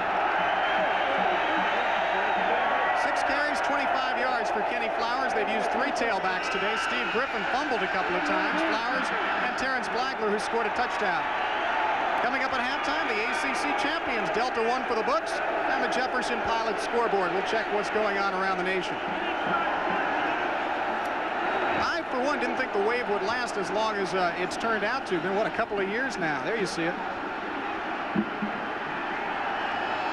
Orange wave if ever you want to see one. Over 70,000 on hand here at Death Valley for the Tiger opener. 10-7 Virginia Tech. Tigers first and 10 at the 34. Kenny Flowers behind Tracy Johnson. In the eye. Rodney Williams. On a pitch out to Flowers. Gets a block, puts outside. Victor Jones in pursuit and pulls him down at the 37-yard line. Victor Jones just was not going to be denied. He was hit several times. The junior out of Rockville, Maryland, kept stringing out the play and finally took down Kenny Flowers after a pickup of about 4 yards. Got to be impressed with the run defense of Virginia Tech here today. They have not let too much get out of hand with some very good Clemson tailbacks. Second down and 6. That's Rulak in motion. Rodney Williams on the rollout. And good timing play is Ricardo, who they're going to say was not good timing. They're going to say Mitch Dove hit Ricardo Hooper early. I thought he hit him right at about the right time, but the Zebra says no, pass interference against Mitch Dove. As an old wide receiver, I thought that was an excellent call. Yeah, first down. All right, let's see if we get a chance to see it again and make the call. We talked about Mitch Dove maybe playing a little bit too soft last week in the opinion of his coaches. He was right there and maybe a bit too early. Pass interference against the defense. First down on the spot of the foul. Rodney Williams rolling to his right, looking for Ricardo Hooper on the turnout pattern, and Mitch Dove from behind had a piece of the flag came from that way, so the official must have had a good angle. On first down, Williams still has the football, and Curtis Talifero has Williams. About a yard or two. Last week, Virginia Tech gave up a lot of yardage, but that's a different style of running attack, as we talked earlier. Cincinnati likes to run counters and delays and draws. That's not the style of running that the Clemson Tigers like to do. They like to come right at you, run the option on the corner, power drive it off tackle. Virginia Tech's done a good job against the power running game to this point. Second down 8, 49-yard line of Clemson. Tigers with the football. Rulak in motion and Rodney Williams waiting for it. Flowers across midfield into the 45-yard line with a linebacker, Lawrence White, put him down about 2 yards shy of a first down. Better ball carrying effort that time for Kenny Flowers as he stepped through some tacklers at the line of scrimmage. You know, Jack, what Bill Dooley was worried about in this game is run, run, run, and all of a sudden a 40-yarder to Terrence Rulak behind the Virginia Tech defense, and they may be setting him up. Third and short yardage here. Third down and about 2.5 yards to go. Two tight ends. That's Lancaster may lead this play. That's what he'll do. The pitch out to Johnson, cuts it inside, and Lawrence White, the linebacker, with the big play, shy of the first down. Junior linebacker Lawrence White stepped up in the hole and really nailed Kenny Flowers. White was their leading tackler against Cincinnati with 5 solos and 5 unassisted. They say he has just great natural speed. It's a fourth down situation with 2.5 minutes to go here in the first half. Watch Lawrence White, the linebacker, number 42, reading the play. Boom. That's it. He's been hot here in the second period. Also give some credit to Virginia Tech for stringing out the blockers in front of Flowers. Flag is down. Bill Spires, you see his average 29.3, but he hit about a 60-yarder last time. Too much time figures to be the call here, and they'll set Clemson back and really give Spires 5 more yards to kick with. Dead ball. Delay on the orange. Fourth down. Now the Tigers were trying to decide whether to go for it or punt the football, and the indecision on the sidelines ultimately made them run out of time. 10-7 Virginia Tech. Will be at about 2 minutes to go in the first half when this play is ended. Spires, the shortstop from the Clemson baseball team. And Myers takes it at the 10. Up to the 16, and not much more than that before he's brought down by Clemson's number 52, David Spry, out of Sanford, North Carolina. Exactly 2 minutes to go. There you see Spry. And Virginia Tech on top by a field goal. Virginia Tech would be happy to go into the locker room with that 3-point lead. They've got to be careful here, though, not to be too conservative and not to pick up a first down. There you see the North Carolina score as they lead the Jayhawks by a field goal, and Georgia on top of Duke. Eric Chapman's gone all the way at quarterback, and he pitches out here to Ernie Jones, making his first carry of the ball game and his first carry of the season. He's one of their best ball carriers out of Virginia Beach, but did not play against Cincinnati because of a hamstring pull. And I know the few Hokie fans that are here, few compared at least to the Clemson crowd, have to be happy to see Ernie Jones in the lineup. Clemson has only 1 timeout left, so unless they feel they can get the ball back, they're not going to use it. Virginia Tech, deep in their own territory, won't use them yet. Second down and 2. And Chapman will throw. Has time, and he hits his man up across the 40-yard line and up across to the 45-yard line. Donald Wayne Snell, and they should call for time right here. Well, he coughed up the football, but they say his forward progress had already been stopped at the 45-yard line. Again, they send a man deep up the sidelines and then curl a guy underneath the deep coverage. Donald Wayne Snell running the curl route this time. Donald Wayne got to realize time running down, you don't dance around. You just get forward and move on to the next play. Got to give credit to Virginia Tech. They are attacking, not playing it safe. With time running down in the first half. 44-yard line for them, 1st and 10. Under a minute to go now, first half, and Chapman back to throw. A good pocket for him. He fires downfield, got his man, fumbles the football. They're going to say it was incomplete. They'll say he never made the catch. Steve Johnson, the tight end, the man that was intended for, but the officials will say that possession was never established. Decide to run the tight end delay. They had a double wing setup. Johnson apparently did not have the ball long enough as Donnell Wolford was unloading on him. Chapman now 6 of 13 for 122 yards. Has a 2nd and 10 here with 49 seconds to go in the first half. Good protection, and he is going upstairs. Good coverage, though. Donald Wayne Snell, the intended receiver, and Donnell Wolford was step for step. Or was that Steve Johnson, the tight end down there? They tried to run the tight end on a fly pattern, which isn't in too many teams' playbooks, but good discipline on the backside by Donnell Wolford to stay with the big tight end. Ran stride for stride with him, and all Chapman could do was throw it out of bounds. Earlier in the game, they tried to pick on James Lott, the right cornerback. He's to the near side of your screen on 3rd down and 10. There you see Chapman's numbers. Virginia Tech leading by a field goal, bidding for more with 42 seconds left in the half. Chapman has time, overshoots his man, Sean Donnelly, out of the backfield. With all the athletes Clemson has up front, Michael Dean Perry had 1 sack. I believe they've got 2.5, but for the most part, they've done a pretty good job protecting Eric Chapman. Done an outstanding job of keeping Terrence Mack out of the ball game. We have barely mentioned the Bandits' name here this afternoon, and he usually keys any big play that you're going to get out of that Clemson defense. James Lott will drop back to receive the punt of Eddie Neal, who you're looking at, and Neal really took care of me. I was talking about his punting problems. He let a 60-yarder go last time. Clemson called a timeout. I'm not sure if the coaches wanted that called because the clock had stopped on the incompletion, but they're making lots of changes in that Clemson group. As you can see, what is coming up at halftime, our ACC champions, which will be a new weekly feature here on our ACC football telecast. The Delta won for the books, and we'll also take a look at the Jefferson Pilot scoreboard. Virginia Tech leading in the ball game 10-7. They blocked a punt of Clemson's Bill Spires early. Mitch Dove recovered for a touchdown. Clemson came back on a Terrence Flagler touchdown run. And then a 38-yard Chris Kinzer field goal, the difference in the game in favor of Tech, which now will punt the ball. That's James Lott back to receive. A high snap. They do get it off. Great kick. Lott called for the fair catch, but lets it go on into the end zone. 9 seconds went off the clock. Clemson will have it at their 20-yard line with 27 seconds left to go. 56-yard punt that time by Eddie Neal. Eddie Neal, who plays in the secondary, had to leave his feet to come down with that high snap as the punt was nearly blocked by Delton Hall of Clemson. But he really nailed that kick. 56-yarder.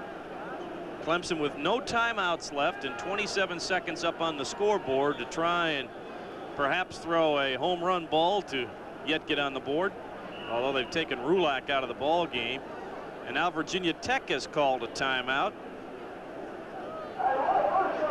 It has been just a very typical Clemson Virginia Tech ball game. Close, low scoring.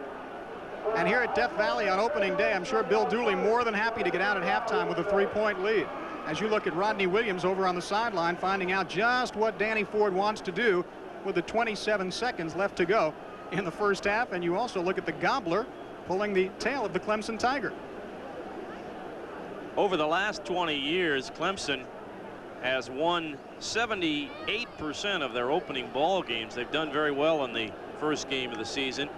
But over the last 20 years, they are 4-15-1 in their second game. So obviously the Tigers know that historically they've had problems in the second week of the season. They have played tremendously well here at home, as you can see from that number in their opening ball games.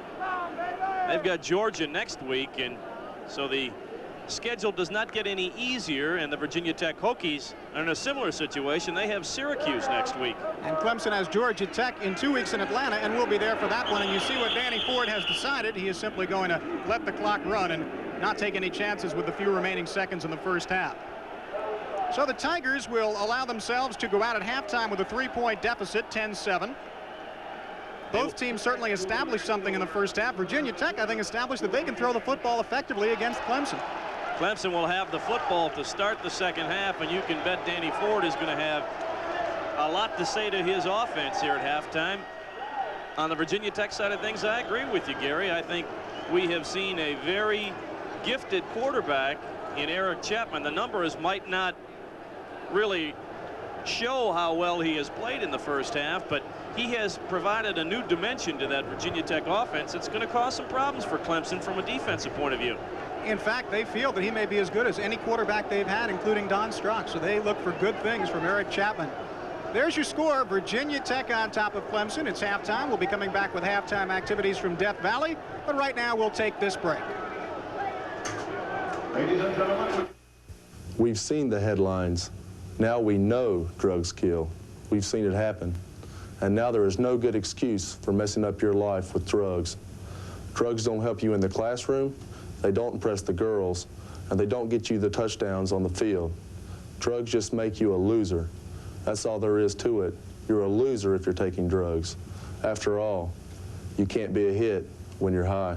This message furnished by the NCAA.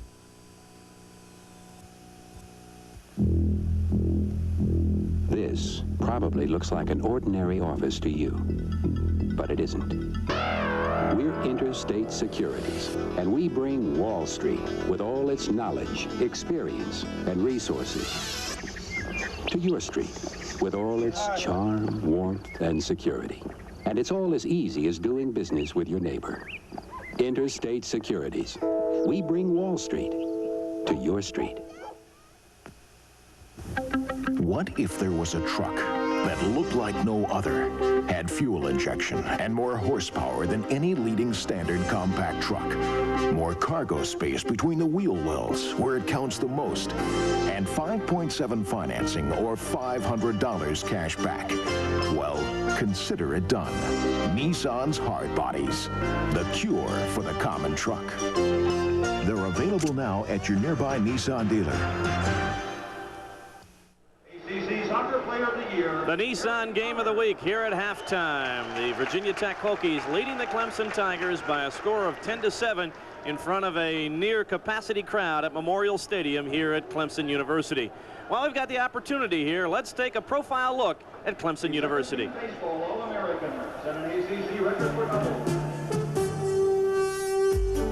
Clemson University.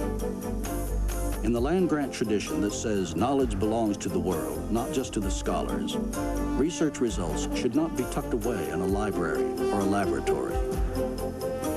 Clemson research in emerging technologies is bringing knowledge out into the real world, a world where robots with computerized brains and smart hands will work together quickly and efficiently. A world where agricultural pests are contained not by stronger chemicals, but by natural biological controls. A world where heavy metal alloys are replaced by lightweight, fiber-reinforced ceramics. At the same time, Clemson University balances its research mission with public service in health-related areas for young and old alike, in personal and professional development programs, and in community planning and design. The land-grant university is a uniquely American tradition in higher education. At Clemson, the concept and the tradition are a dynamic reality every day.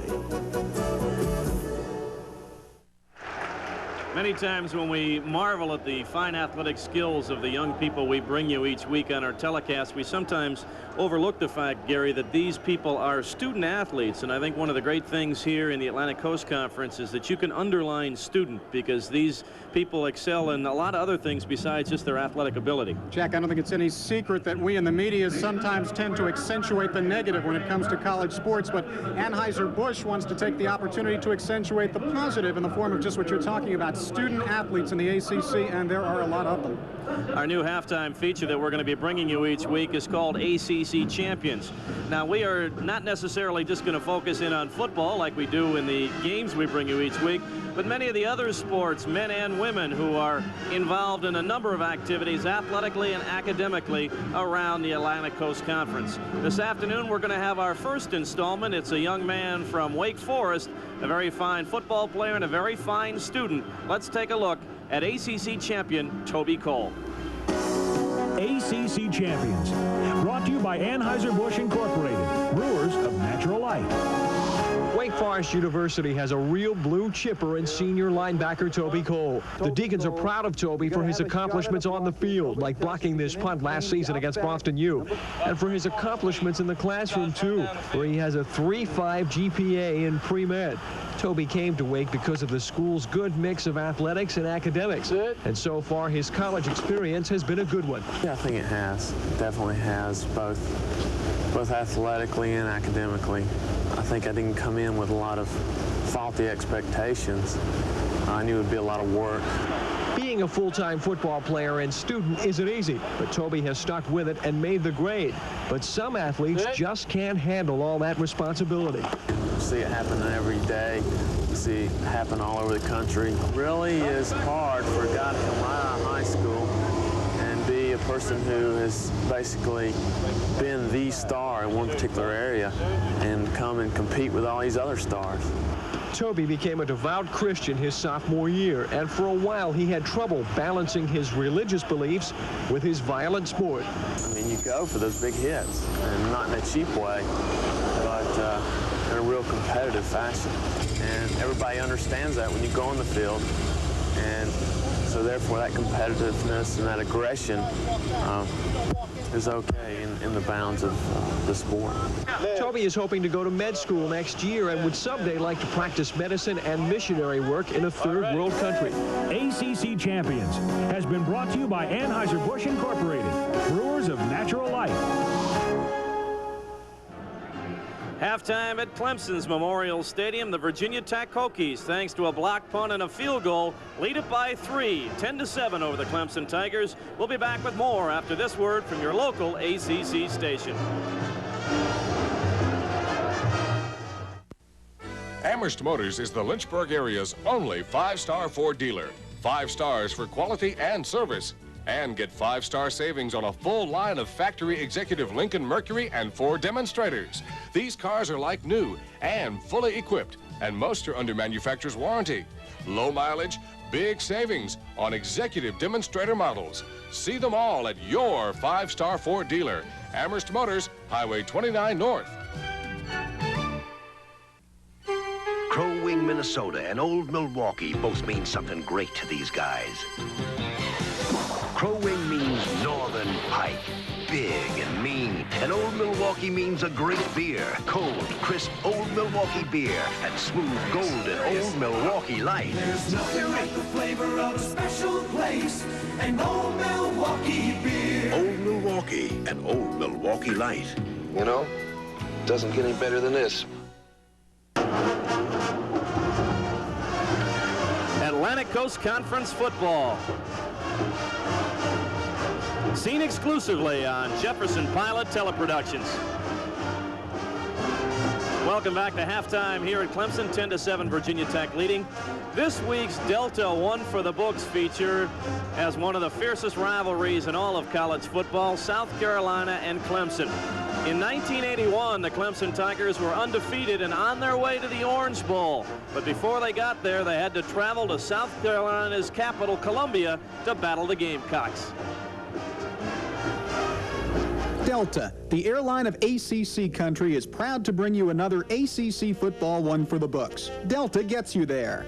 There's no rivalry hotter than Clemson, South Carolina. And in 1981, the Gator Bowl-bound Gamecocks were trying to spoil second-ranked Clemson's bid to go unbeaten.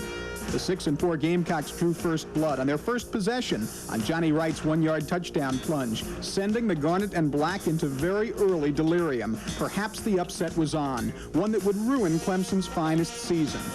But later in the period, Clemson's Rod McSwain, an outstanding defensive back, blocked a South Carolina punt attempt, and Tiger Johnny Rembert fell on the ball for a Clemson touchdown. The Clemson offense was stymied in the early going, but the special team got the Tigers on the board, and the defense would make the next big play. Having taken the lead on a Bob Pauling field goal, Hollis Hall kept the momentum-colored orange by picking off Gordon Beckham and setting Danny Ford's offense up deep in Gamecock territory. It was Hall's 5th interception of the season. The most exciting aspect of Clemson's national championship run was probably flashy quarterback Homer Jordan, who took the ball in from 11 yards out to give Clemson a 15-7 lead at halftime. The Tigers missed both their conversions in the half, but still left the field with an 8-point lead. South Carolina closed to 15-13, but then it was time for the Chuck McSwain show.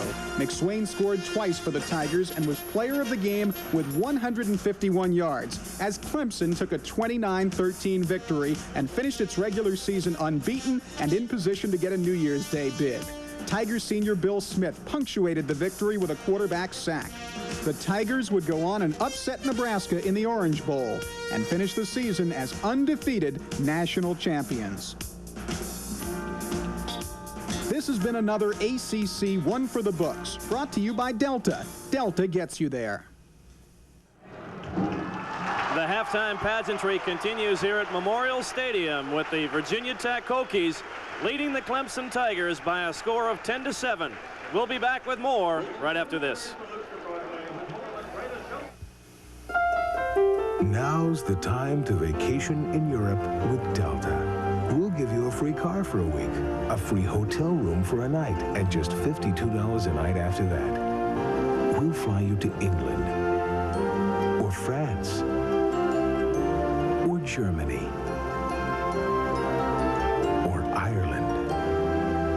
For prices in your city, call your travel agent. Europe at Delta. Atlantic Coast Conference football coming your way Saturday, September 20th. The Demon Deacons of Wake Forest take on the North Carolina State Wolfpack.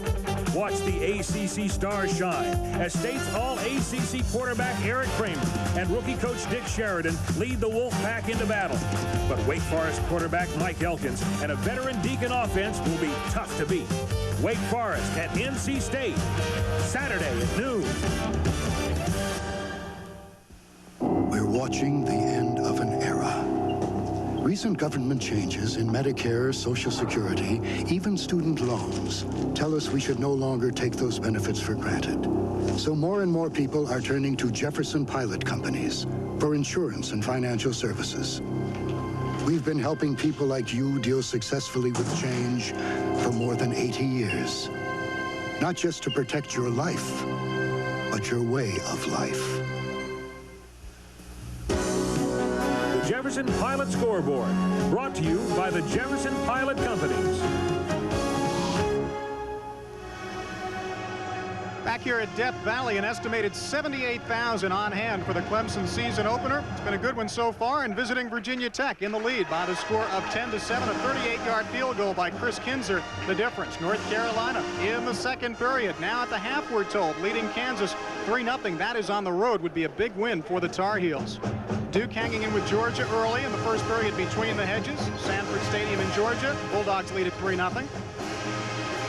Tennessee now beginning to open it up against Mississippi State, 16-7. The Volunteers on top. That's a second quarter score. And California still leading Boston College by the count of 9-7, and that is in the second period as well. Well, it's 10-7, Virginia Tech on top of Clemson. The Tigers found themselves with a shortstop as punter, Bill Spires, and he found himself getting his punt blocked through no fault of his own in the end zone, and Virginia Tech capitalized with a touchdown, leading 7-0. They have now taken a 10-7 lead at halftime. Right now, let's check out the Clemson Tiger Marching Band under the direction of Bruce Cook.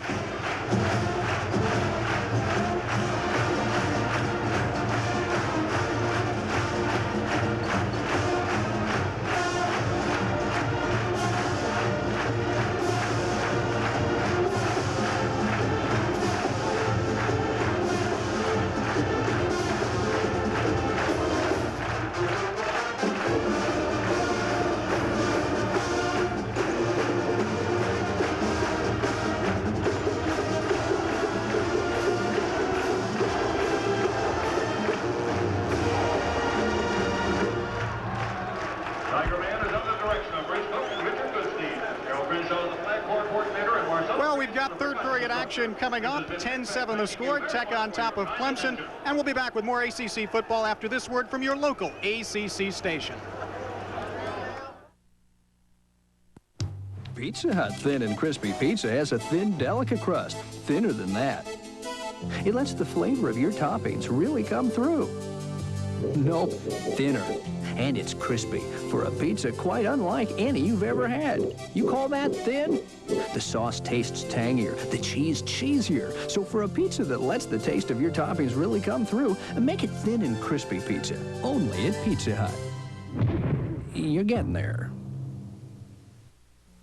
CMT Sporting Goods is the place to shop for quality sports footwear by Reebok. When it comes to making a great performance shoe, Reebok is the one. Whether you're working out at the health club or about to step onto the basketball or tennis court, you'll find a variety of Reebok styles available at CMT, like these classic running shoes for ladies or men, or the Reebok saddle tennis shoe, just to name a few. So for comfort, fashion, and quality, make sure it's Reebok, because life is not a spectator sport. These and other styles available at CMT today. My car broke down and I couldn't postpone my appointments and errands, so I went to Rent-A-Wreck. Rent-A-Wreck has quality used cars at the lowest rental rates in this area. Whatever your needs may be, a car for one day or longer, you'll find it at Rent-A-Wreck. Rent-A-Wreck also rents moving trucks for those bigger needs. So when you break down but need to get around, go to Rent-A-Wreck for dependable transportation at a low daily rate. Rent-A-Wreck, Old Forest Road and Route 221, Lynchburg. Pilot Teleproductions' exclusive live coverage of the second half of Atlantic Coast Conference football is brought to you by the Jefferson Pilot Companies, helping to put a brighter face on the future. Delta, the airline of ACC country. Delta gets you there. Coors Light, the silver bullet. There's no slowing down with the silver bullet. Poland, America's chainsaw. First Wachovia, serving the financial needs of individuals and businesses in the Southeast and the nation. Nissan and your local Nissan dealer, offering low financing on new Nissan trucks.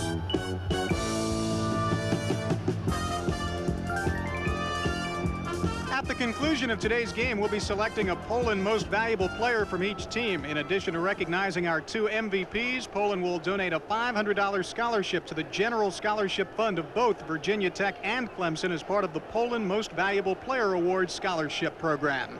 Gary Sparber with Jack Corrigan. We're at halftime. Virginia Tech leading Clemson by the score of 10-7. A Chris Kinzer 38-yard field goal, the difference in the first half. The first half that saw some big plays on both sides of the board.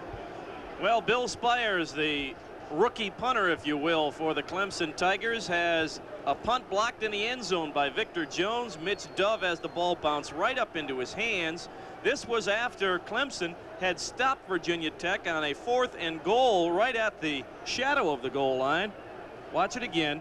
Spires really had no chance here because he gets the ball away in time. It was just great penetration by Jones and Dove, who came up with the football. Clemson came back to tie the ball game at 7-all as Terrence Flagler, behind some good blocking from John Phillips and Terrence Rulak downfield, skipped it into the end zone for the touchdown. But as Gary Sparber mentioned, the field goal by Kinzer has given Tech the advantage by 3 as we are just a few minutes away from the start of the third quarter. There you see the halftime statistics. Clemson out rushing Virginia Tech 98-51, but look at that passing yardage. Virginia Tech has done something they wanted to do coming in. The time of possession, you can see it's almost exactly even. The overall total offense is not that far apart. The difference in the ball game, the turnovers. Virginia Tech has not made a turnover this afternoon. They've had a couple of costly penalties, but no turnovers for Clemson. 2 costly fumbles and the block punt that we showed you that resulted in the Tech touchdown has been the real bugaboo for Clemson this afternoon, as it was all of last year. We talked at the beginning of the telecast how Danny Ford worked so hard in spring practice and again in the summer preseason practice to try and cut down on the turnovers that plagued Clemson a year ago, but they continue to be a thorn in that man's side. I think he's going to try and figure out if there's a way he can put Velcro strips on the football and sew them on the front of his running backs, because they're really having trouble keeping control of the football. Well, one thing he's done is we haven't seen Steve Griffin, I don't believe, at tailback since the second fumble. It is tough when you've got 3 tailbacks, all with great ability, and you're fighting for that job, and you fumble the ball twice when your coach is concentrating on avoiding turnovers. You're in some trouble. There's Danny Ford.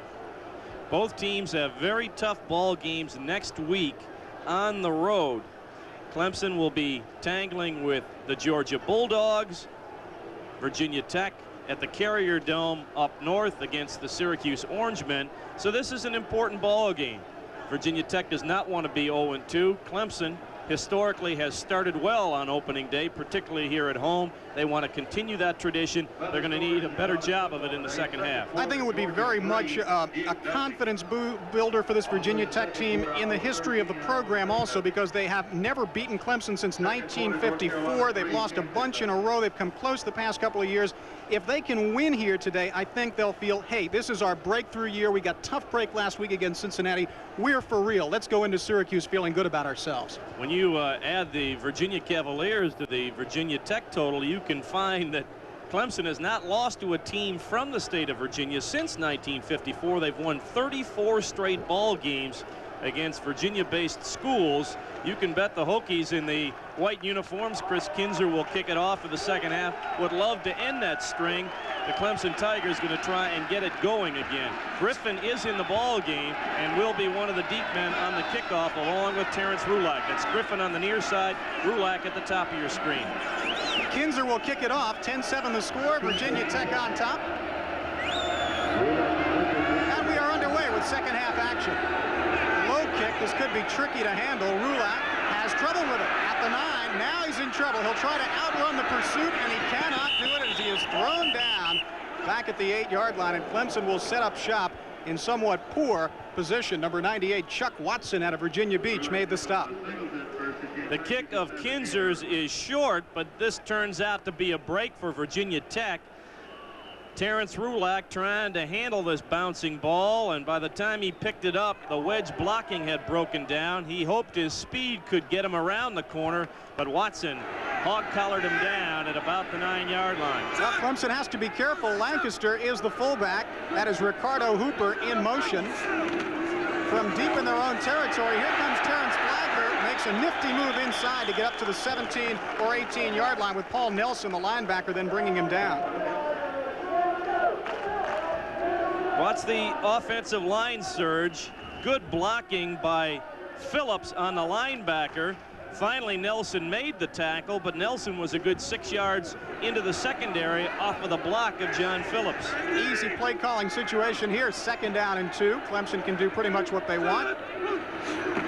And what Rodney Williams wants to do is give it to Terrence Flagler, who stretches forward up to about the 20-yard line before Jamel Adjemi brings him down. That should be a first down. Slice of late on right guard John Phillips again, the leading blocker on that Clemson offensive line. It's a down block on the nose man, Mark Webb. He certainly sealed Webb off, but the linebackers were there to make the stop.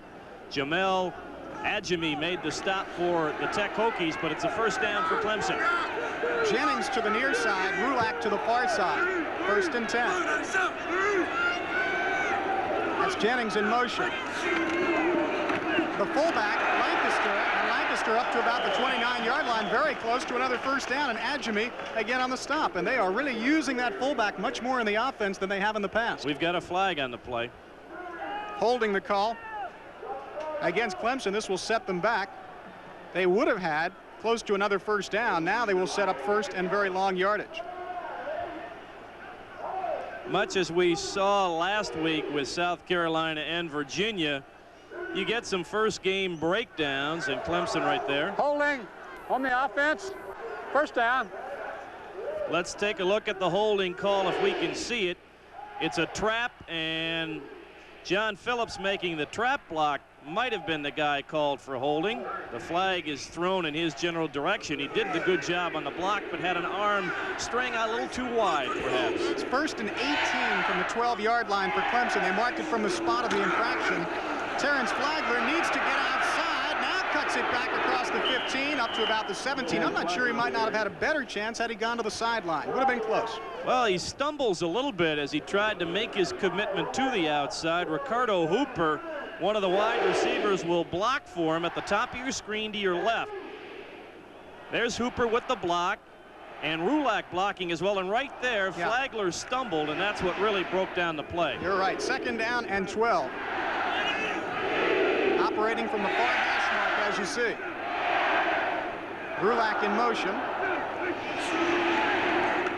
Williams, after play action, fires it over the middle for Flagler. He caught it falling down at about the 22, 23-yard line. Gain of only about 4 or 5 yards. It'll bring up 3rd down and long.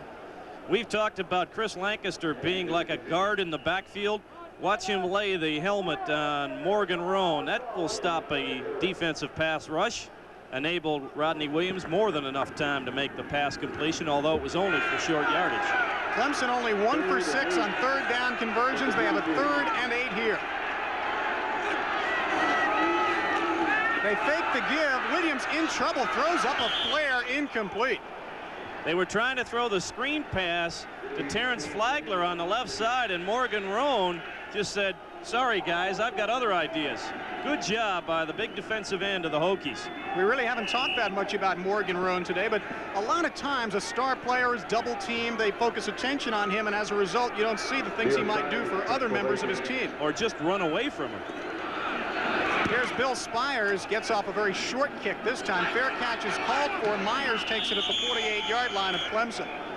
We are just underway in the 3rd period. 12 minutes and 6 seconds to go. Virginia Tech maintaining its halftime score.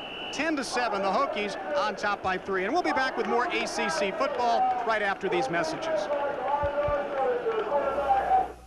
Who's gonna be at the Silver Bullet This is tonight? from the girl with the gray jacket. You told him it was from me. Thought I was doing you a favor. I want to be invisible. Kelly, you're a friend of mine. He's a friend of mine. I can't believe it. Look, I'll buy you guys a couple of Coors Lights. We'll forget it ever happened, okay? But Rob, just tell me something. What did he say? He said thanks. There's no slowing down with the Silver Bullet tonight. Coors Light beer. Oh. Just like that, this AC copper core spark plug can fire 30 times. That's the firepower today's high-revving car engines need. What about your plugs? If they can't fire for up to 30,000 miles, oh, maybe you're missing out on peak performance. For the AC Delco retailer nearest you, just give me a call at 1-800-AC-DELCO. Wait for trouble, and you've got it. Everyone is worried about rising medical costs. But at Pilot Life, we're doing something about them. We've developed a practical cost containment program that monitors and evaluates charges, encourages second opinions and outpatient treatment, and counsels good health maintenance. It's helping employers make significant savings without sacrificing the quality of treatment. At Pilot, we're making it less costly to get well with good, sound thinking that works. Back at Clemson's Memorial Stadium, Gary Sparber with Jack Corrigan. We're glad you're with us for ACC football. 10-7 the score. Virginia Tech on top by a field goal. And the Hokies with a chance to take control now. They lead by 3, and they have great field position at the Clemson 48-yard line. Maurice Williams, the tailback. Everett in motion. Williams with the carry, trying to go follow Sean Donnelly. Has some room at the 40. Cuts it inside of the 37-yard line. A.J. Johnson tripped him up. Best running play of the afternoon for the Virginia Tech Hokies. Let's isolate on Maurice Williams, one of the 2 stallions. Williams, who has over 2,000 yards in his Virginia Tech career, was able to turn the corner this time with good blocking from his fullback, Sean Donnelly, and Williams high steps it for a first down. At first down at the 36-yard line of the Tigers. Eric Chapman, the junior, to throw. This is Myron Richardson at the 18-yard line and pulled down at the 17 by A.J. Johnson, who set a record last year for tackles, 117 of them in 1985. Broke the record of Terry Kennard, who's now with the New York Giants. Virginia Tech has continually thrown the football into their twin receivers setup, generally going to the inside guy of the 2. This time it's Myron Richardson who runs the curl route for another first down. He's only a freshman out of Richmond. From the 17. The pitch out, Maurice Williams to the 10-yard line and to the 6, and he showed a nice little burst to get through, and again A.J. Johnson on the stop. Terrence Mack has not been a big factor defensively in this football game for the Clemson Tigers. Part of the reason why is that Virginia Tech has continually run away from the guy they call the bandit end. He ends up being there on the tackle, but he had to run a long way to get involved in the play. 10 carries, 57 yards for Maurice Williams. First down and goal to go at the 5-yard line for Virginia Tech. 11:02 and counting in the third period. And Tech leads by a field goal, bidding for more. Donald Wayne Snell and Myron Richardson to the far side. They give it to the fullback, and Donnelly gets to the 4. Dwayne Meadows, Terrence Mack, Tony Stevens, and a host of other Clemson Tigers whose numbers could be called there. It was interesting, right as he handed off the ball to Donnelly, Eric Chapman, as you watch it again, Mack leading the penetration for Clemson, looked over to the Tech bench and crossed his hands saying, let's not run those inside plays anymore. They don't work down here at the goal line. Second down goal for Virginia Tech. Pitch out, Maurice Williams, can he outrun them? No, down he goes at the 6-yard line, Donnell Wolford. Well, Bill Dooley, I'm sure, is thinking now to Eric Chapman, that's what happens when you run outside. If you don't seal the corner, you can lose yardage down close. Donnell Wolford, the cornerback, quarterbacks have to make that play. They've got to be able to step up when the ball is outside, down in the scoring zone, or you're going to lose football games. Wolford with a big play there on second down. 2 for 9. Virginia Tech is on third down conversions, and this is a big one. Third down and goal from the 5. Myron Richardson in motion. Maurice Williams, no. Chapman in the end zone, wide open. Touchdown, Steve Johnson, the tight end. And Virginia Tech opens it up to 16-7. The reverse action option pass, perfectly executed by the Virginia Tech Hokies. Eric Chapman, as we told you at halftime, has played better than his numbers would indicate. He's done a good job at quarterback. Chris Kinzer will look to add the extra point and give Virginia Tech a 10-point lead. Flag is down. The kick is good.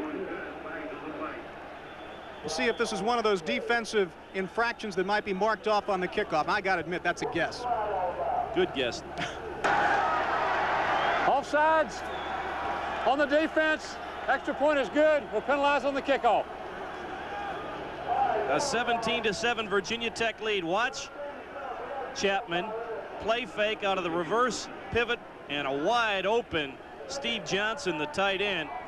They run everything left. He turns left, fakes right, now rolls to his right. Johnson, all he had to do was catch the ball because there was nobody around him. So it is 17-7. Virginia Tech with a 10-point lead. Opening day at Tigertown. Back after this for your local ACC station. This Case 580 Super E Loader backhoe and other models are available at Baker Brothers in Roanoke.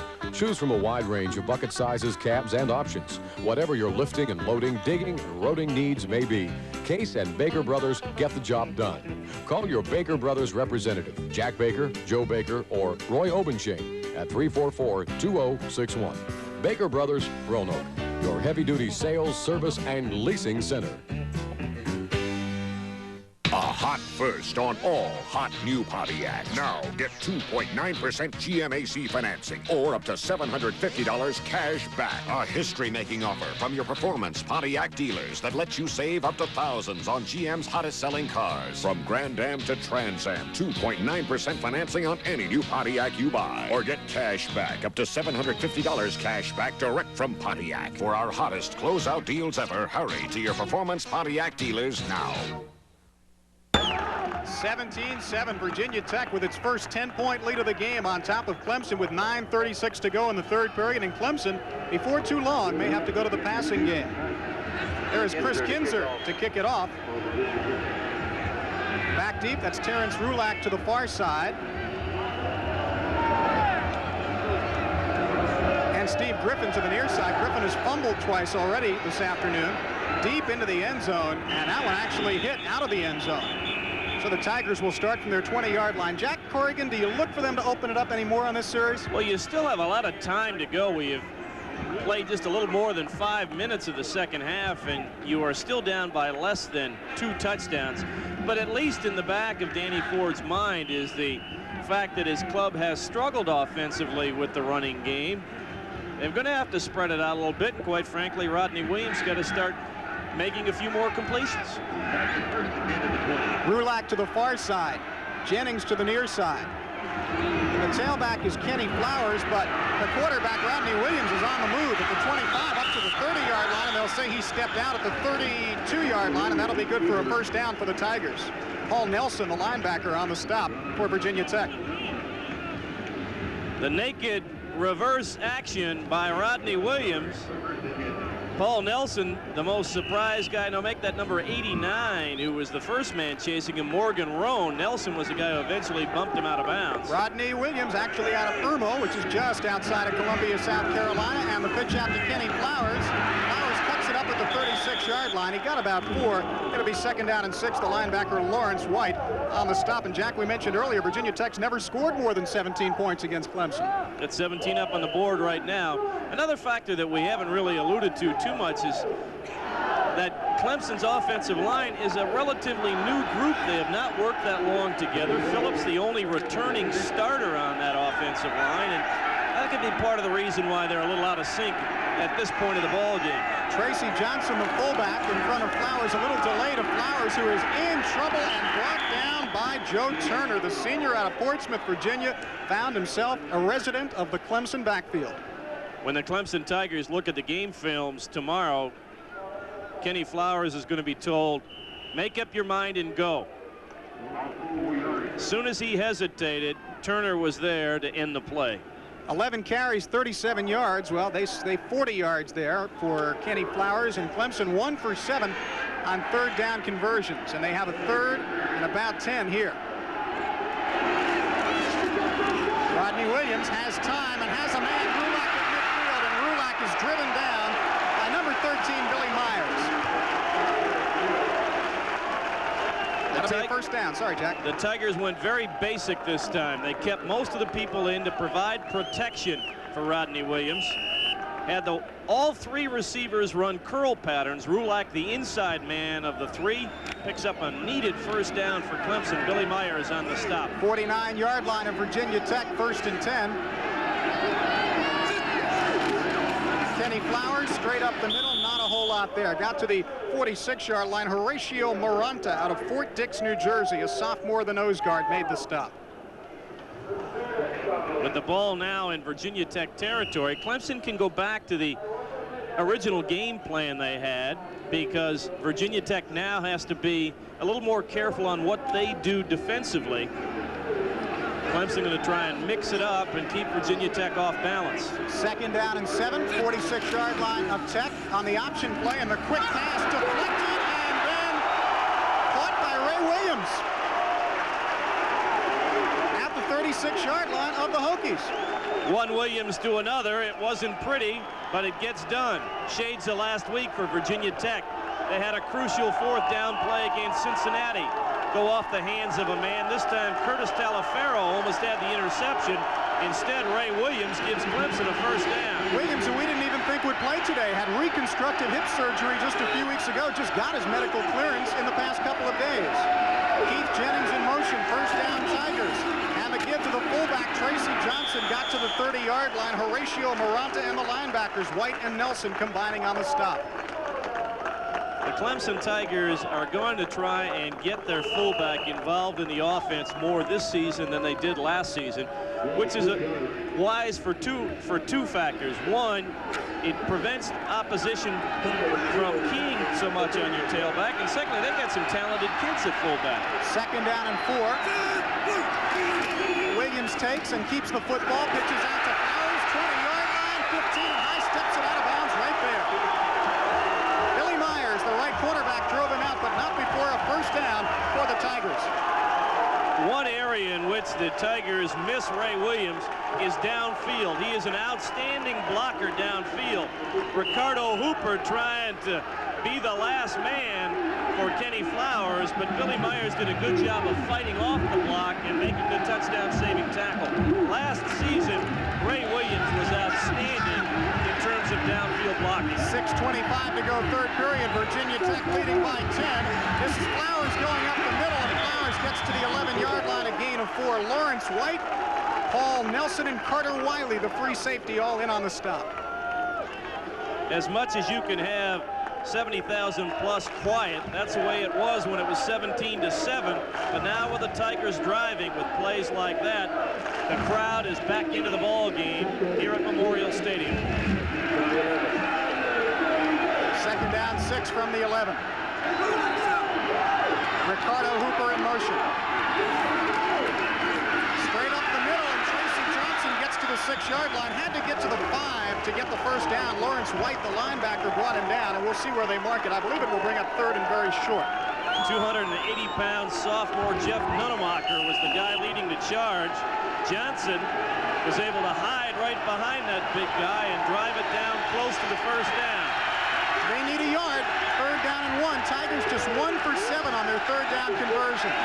But they're in 4-down territory now. Keep that in mind.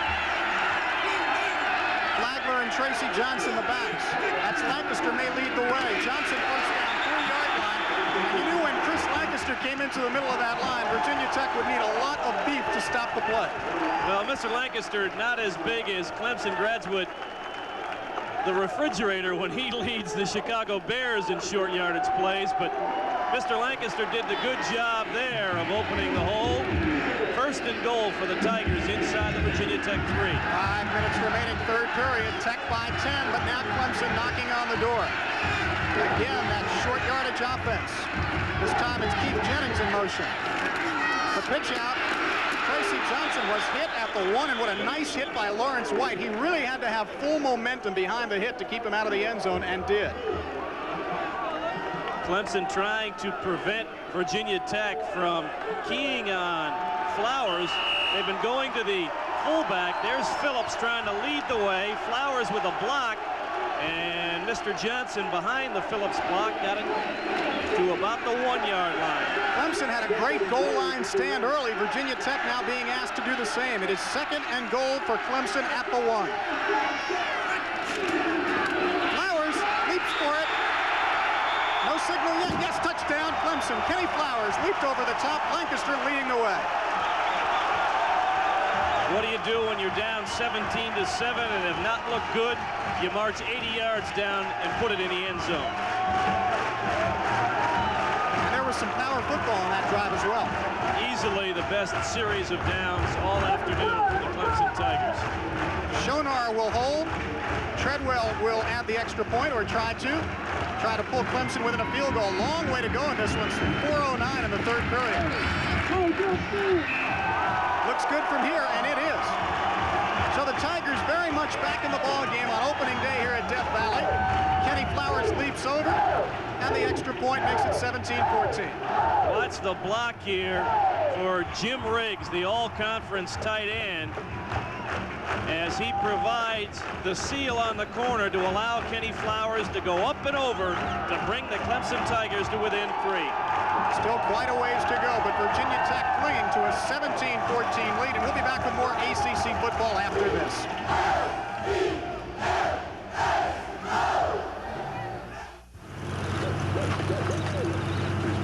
Thanks. You know, it kind of makes you wonder. I mean, why does Coors develop their own special barley? Have their own fleet of refrigerated trucks? They even designed and built their own malt house. Well, there's this saying, when you want it done right, do it yourself. This is right. In January, Nissan introduced the hard-body trucks. In its first off-road race, the Mojave 250, a Nissan hardbody comes home a winner. In its first Baja, one of the world's toughest off-road events, another Nissan hardbody 4x4 takes first place. Nissan hardbodies beat the desert. One tough machine for the street. You need a hardbody. The winner is hardbody. The name is Nissan. When you got the ball right on the goal line, you make sure everything is done right. Rodney Williams, the good handoff to Kenny Flowers, up and over. We got a lot of football left in what is turning out to be a good afternoon of college action here in Clemson, South Carolina. Clemson will kick off, Now within 3 at 17-14, 4:09 to go, third period. Now it will be up to Virginia Tech's offense to reestablish what they had going offensively. Turned into a real good one. Fumble as the two Virginia Tech players converge, and it's covered up inside the 15-yard line. Malcolm Blackman was the man who covered it up, but they really had some misconnections right there. Maurice Williams and Tyrone Branch could not decide who was going to take it. Boy, just what Bill Dooley did not want his team to do. The Hokies knew they had to come out and blunt the momentum of the Clemson Tigers. Instead, they add fuel to the fire. 13 plays, 80 yards, and 5:27 for Clemson. They're within 3, and they've got Virginia Tech backed up after the confusion on the kickoff. Get the crowd on its feet. And Eric Chapman says, how can I play with that bin?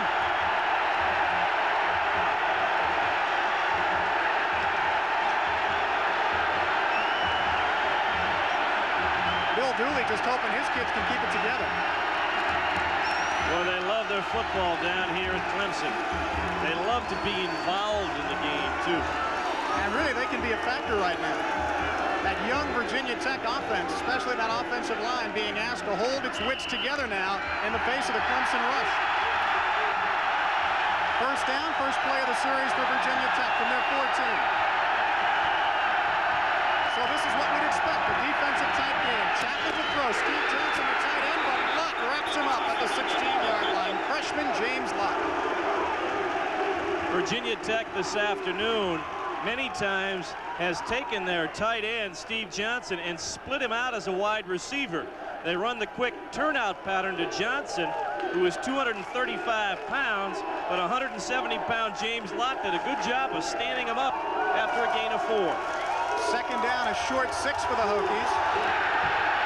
Donald Wayne Snell and Myron Richardson to the far side. Johnson split to the near side.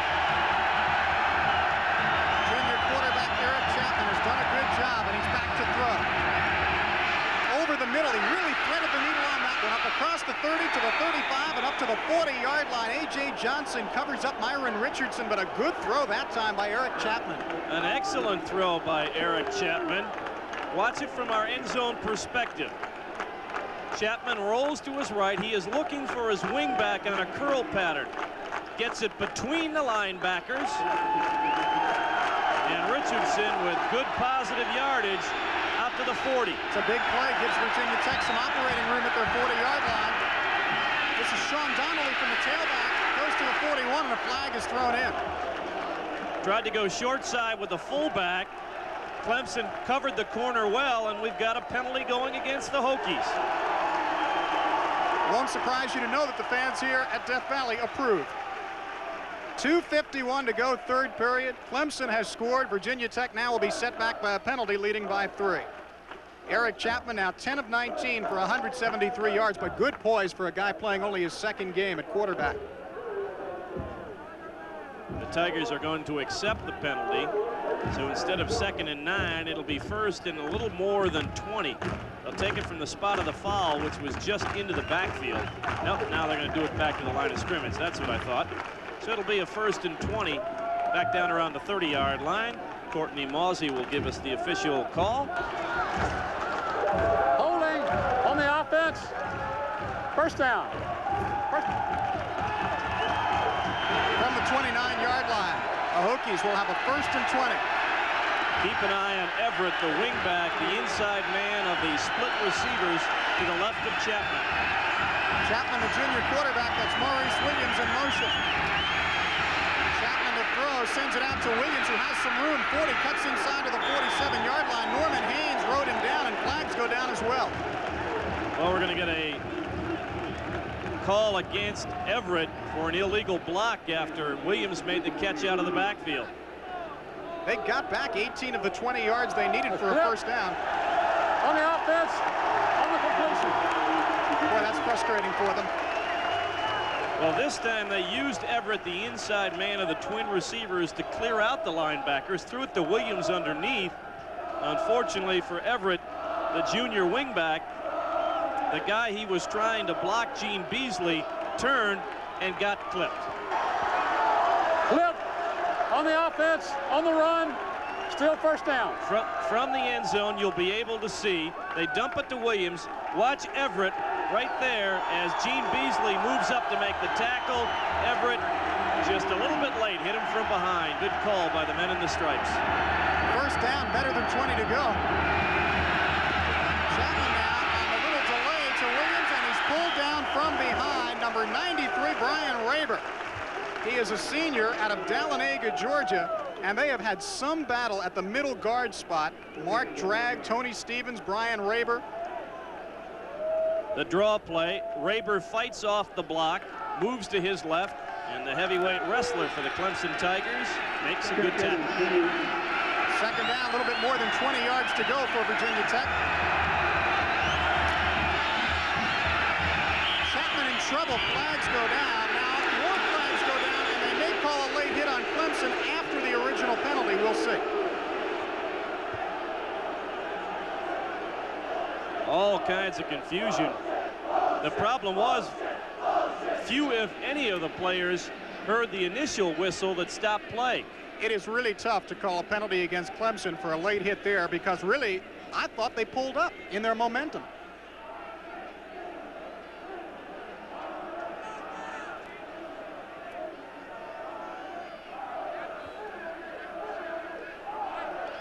Now there's the original call.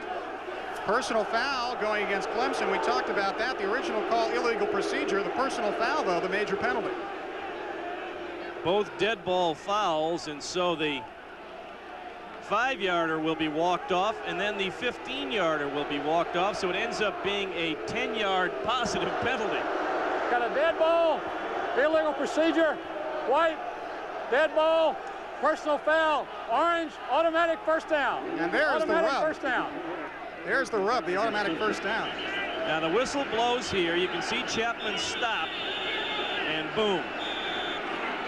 They're going to say that that was a little extracurricular, and I disagree.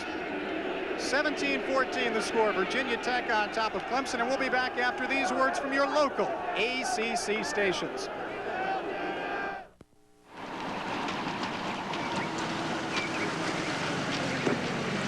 What's the problem? Ah, my car broke down again. 3 weeks old. It's the third time. You should have bought a Toyota. Yeah, I know. But did you know that of all the cars sold in America last year, Toyota's ranked number 1, 2, 3, and 4 for reliability? You're right. I should have bought a Toyota. But in the meantime, could you give me a hand? Hey, I'd love to. I got old football injuries, though. The neck, both shoulders, the back, the hips, both knees. Surprise! So, isn't this great? I got my own kitchen, my own bedroom. And your very own ring around the collar. Ring around the collar. For a tough stain like this, you need whisk. Yeah, but sprays and powders aren't good enough. Whisk does a better job. And when whisk gets out ring around the collar... Your whole wash is clean. No more surprise visits. And no more ring around the collar. Whisk gets ring around the collar and your whole wash clean.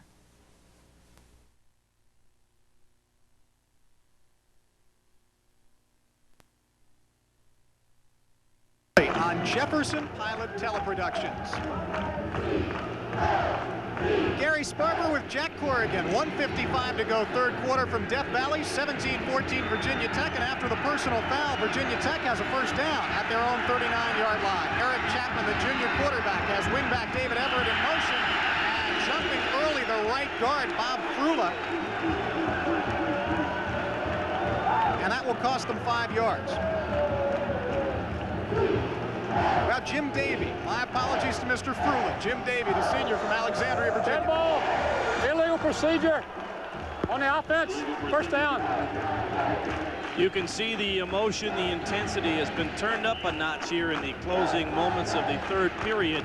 That's why you get the procedure calls, the personal foul. You see the yardage assessed against both clubs here this afternoon. A lot of penalties both ways on this series. First and 15 for the Hokies. Maurice Williams, the tailback. Chapman to throw again. The tight end, Steve Johnson, breaks the tackle and gets up to the 44-yard line before going out of bounds. That first man was Lott, then James Earl came up and made the stop. Well, James Lott was not able to make the tackle, but he did get Johnson to step out of bounds at the 40 rather than the 44. The quick out again to the tight end. And as Johnson stepped around Lott, he apparently touched the sideline, so the gain is just a yard. Well, you got to like Steve Johnson. He can do about everything for them receiving. Big target at 6'6", 235. Second down, a short 9, if there is such a thing. That is Everett in motion. Little delay, it didn't fool anybody. Williams was hit by Gene Beasley first, and then he stumbled forward up to the 42-yard line. Beasley on a blitz from his strong safety spot. Made first contact on Williams. It'll set up a 3rd and long yardage situation for Virginia Tech. Eric Chapman is 11 of 20 for 181 yards. Winding down the 3rd period. Virginia Tech 3 of 10 on 3rd down conversions.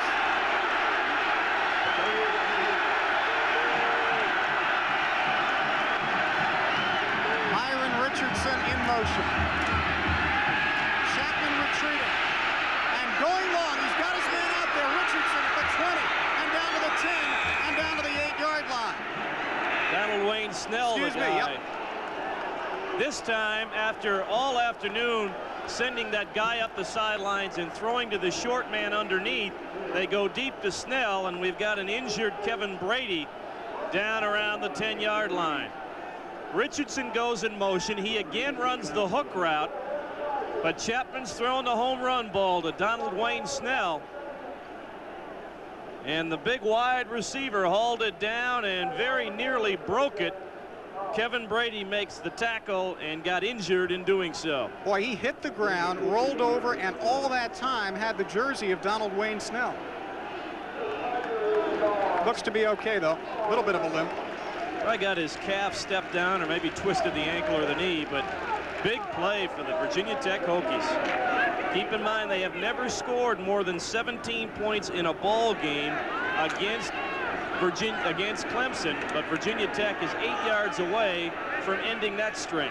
And they are trying to answer a very impressive drive by the Clemson Tigers that got the home-standing Tigers within 3. Now Virginia Tech trying to put it out of reach of a touchdown once again. Be very important that they put 6 or 7 on the board, because 3 would keep the Tigers within a score. Half a minute to go, 3rd period. Chapman has gone all the way at quarterback. Maurice Williams is his tailback.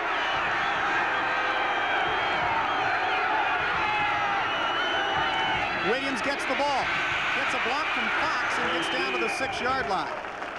Donnell Wolford up from the secondary made the stop. It'll be 2nd and goal from the 6. That will probably be the last play of the 3rd quarter. You can see Clemson starting to gamble now as they're bringing people up. Norman Haynes was blitzing. They do a good job of sealing the corner. It'll be 2nd and about 6 to the end zone as we've run out of time here in period number 3. Now Danny Ford hoping that his Tigers have what it takes in the 4th quarter. They are down by 3 right now. Virginia Tech 17, Clemson 14, and we'll be back with the 4th quarter from Death Valley after these words. Who's gonna be at the Silver Bullet tonight? The Silver Bullet? Oh, I think it's romantic. Romantic? Yeah, Rob, look around. People come in, have a Coors Light, have a few laughs. They could be with 30 people or alone with someone. Silver Bullet's a very romantic place. Your eyes. What? The way you said that, there's just something about your eyes. Rob, it's not that romantic. There's no slowing down with the Silver Bullet You're tonight. right. Coors Light beer.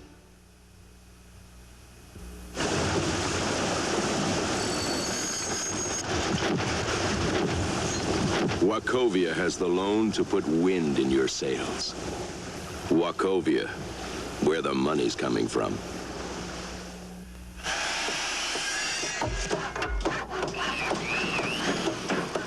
Wachovia has the loan to give your home a little elbow room. Wachovia, where the money's coming from. Back here at Death Valley, there's your Nissan scoreboard. Virginia Tech 17, Clemson 14 as we start the 4th period, and we start it with Virginia Tech in good shape. 2nd down and goal from the 6. And you hearken back to the first half action as you look at Carolina leading Kansas 10-0 in the 3rd quarter. Duke trailing Georgia 10-0. Eric Chapman has hit his last 7 passes as he lines up here at the 6-yard line. Says something to one of his and now doesn't quite like the way it all sets up. An official time.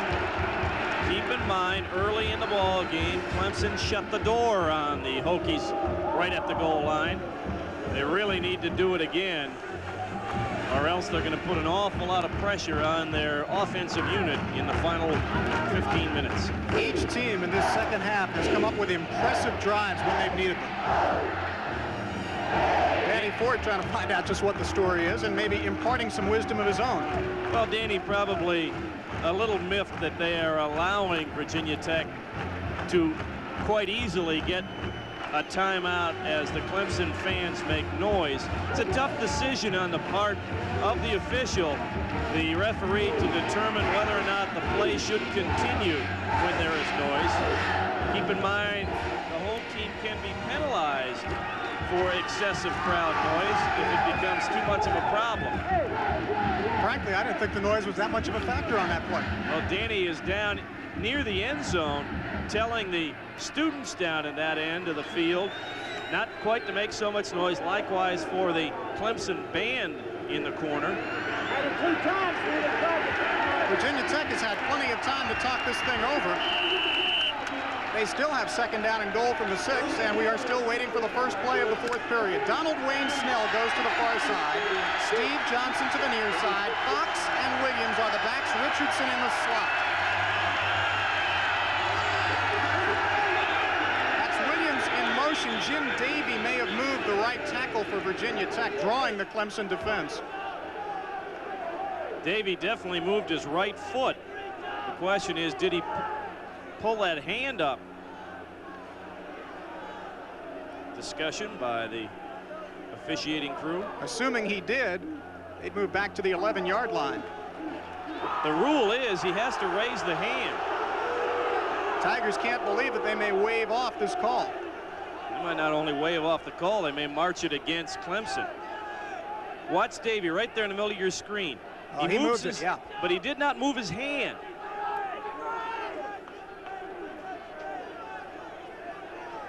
He moved the feet, but didn't move his hands. Show it to you one more time. He's got to lift those hands off. Got a dead ball, illegal procedure on the white.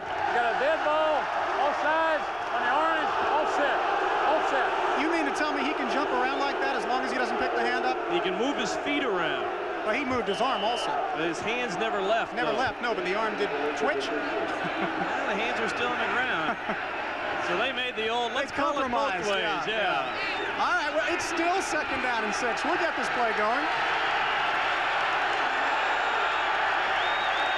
Eric Chapman, the junior quarterback, to throw. And brought down by the nose guard, Tony Stevens, in a big sack. James Earl also helping out on the play. Once again, the Clemson defense, in the shadow of their goalpost, rises up with a big play. From opposite sides, Earl and Stevens with a convention at the quarterback. So this will bring up 3rd down and goal from the 14. Keep in mind, a field goal, while it would certainly be accepted by Virginia Tech, would leave Clemson within a touchdown, and now the Hokies want to talk it over. So they have really put their heads together on this particular series. I'll tell you why they are talking it over. Eric Chapman bent over back at the 25-yard line. He took a pretty good hit there, and they want to make sure he's going to be all right. Well, we'll go and take a break. It's 17-14 Virginia Tech, and we'll be back after this word from your local ACC stations. Magic City Ford is the home of the free lifetime service guarantee. That means you can have your Ford, Mercury, Lincoln, or Ford light truck fixed by us. You pay once, and Magic City Ford will guarantee the work for as long as you own your vehicle. If it ever has to be fixed again, we'll fix it free. Free parts, free labor. Come in now and ask about our free lifetime service guarantee. The next best thing to free car repairs. Magic City Ford. Just another way to come on by and feel the magic. Coleman Adams Construction presents That's a Butler Building. I said pre-engineered buildings were plain. My Butler builder said these slides would change my mind. After each slide, I said, that's a Butler building? I knew they had economical buildings for all kinds of businesses. But wow, they're beautiful too. They sure sold me. That's my Butler building. Coleman Adams Construction in Lynchburg. Now that's a Butler builder. Pizza Hut Thin and Crispy Pizza has a thin, delicate crust, thinner than that. It lets the flavor of your toppings really come through. Nope, thinner. And it's crispy for a pizza quite unlike any you've ever had. You call that thin? The sauce tastes tangier, the cheese cheesier. So for a pizza that lets the taste of your toppings really come through, make it thin and crispy pizza. Only at Pizza Hut. Junior quarterback Eric Chapman has left the ball game because he took quite a hit from Tony Stevens and James Earl on the sack. So Jeff Roberts is in the ball game at quarterback. Roberts with a very strong arm, a very good athlete, not as consistent as Chapman, but they need a play here on 3rd and goal from the 14. He's rolling out, throwing down the sideline. He never got it off, out of bounds. Incomplete. Norman Haynes, the man who got to Jeff Roberts, and it'll be 4th down. Haynes, the former strong safety, now playing linebacker with a neck like the trunk of an oak tree. Left his feet this time and came up with a big play. Roberts rolling to his right to the short side. Good coverage downfield when he tried to release it. Norman Haynes was there to break it up, so the Hokies will have to try the field goal again. Chris Kinzer has already hit from 38 yards. This will be a 31-yard attempt. The placement is good, and the kick is good as well. So Kinzer tacks 3 points onto the Virginia Tech score, but Clemson will get the ball within a touchdown. 14:06 left to go in the ball game here at Tiger Town, the opener of the Clemson season. It's Virginia Tech 20, Clemson 14, and we'll be back.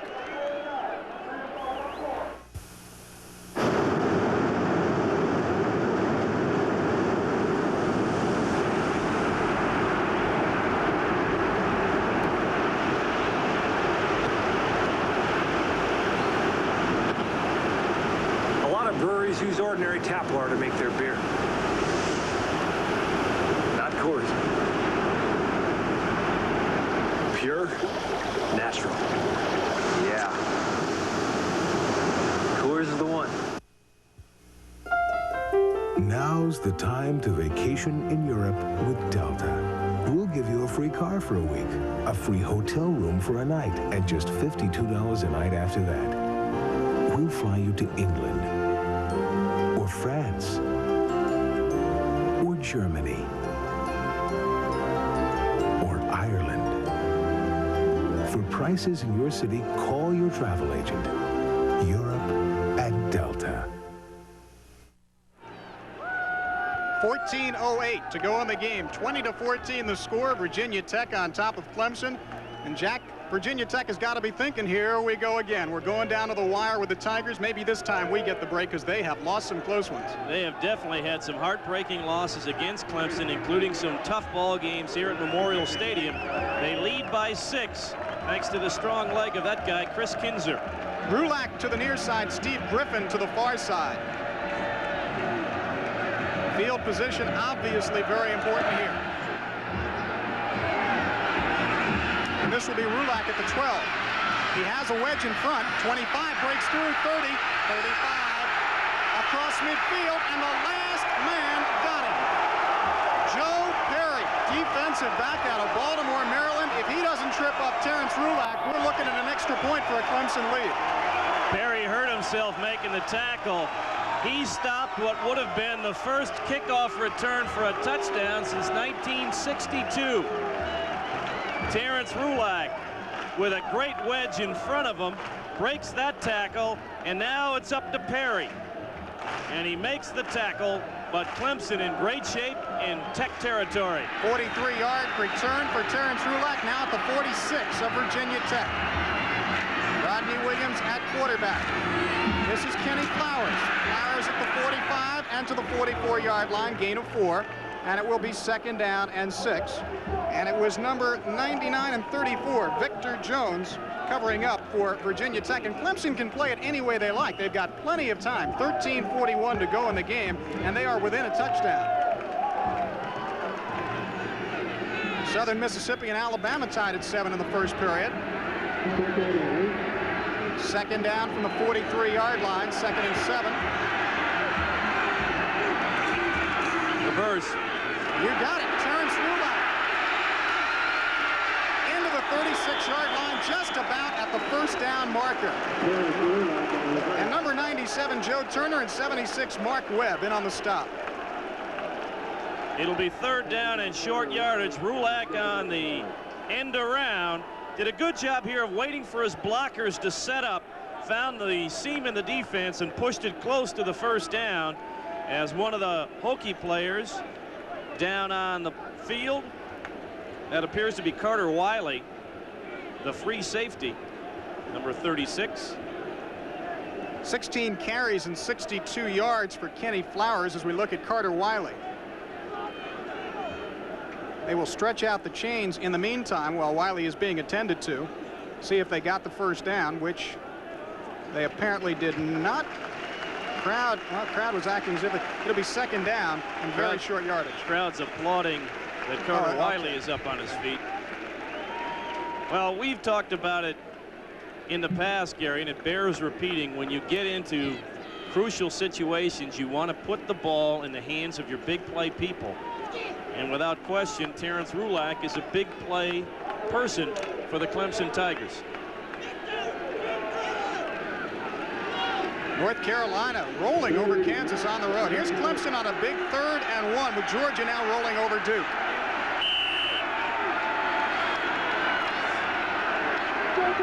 Short yardage formation. Just a sneak. Jamel Adjemi did his best on Rodney Williams, but I don't think he stopped him.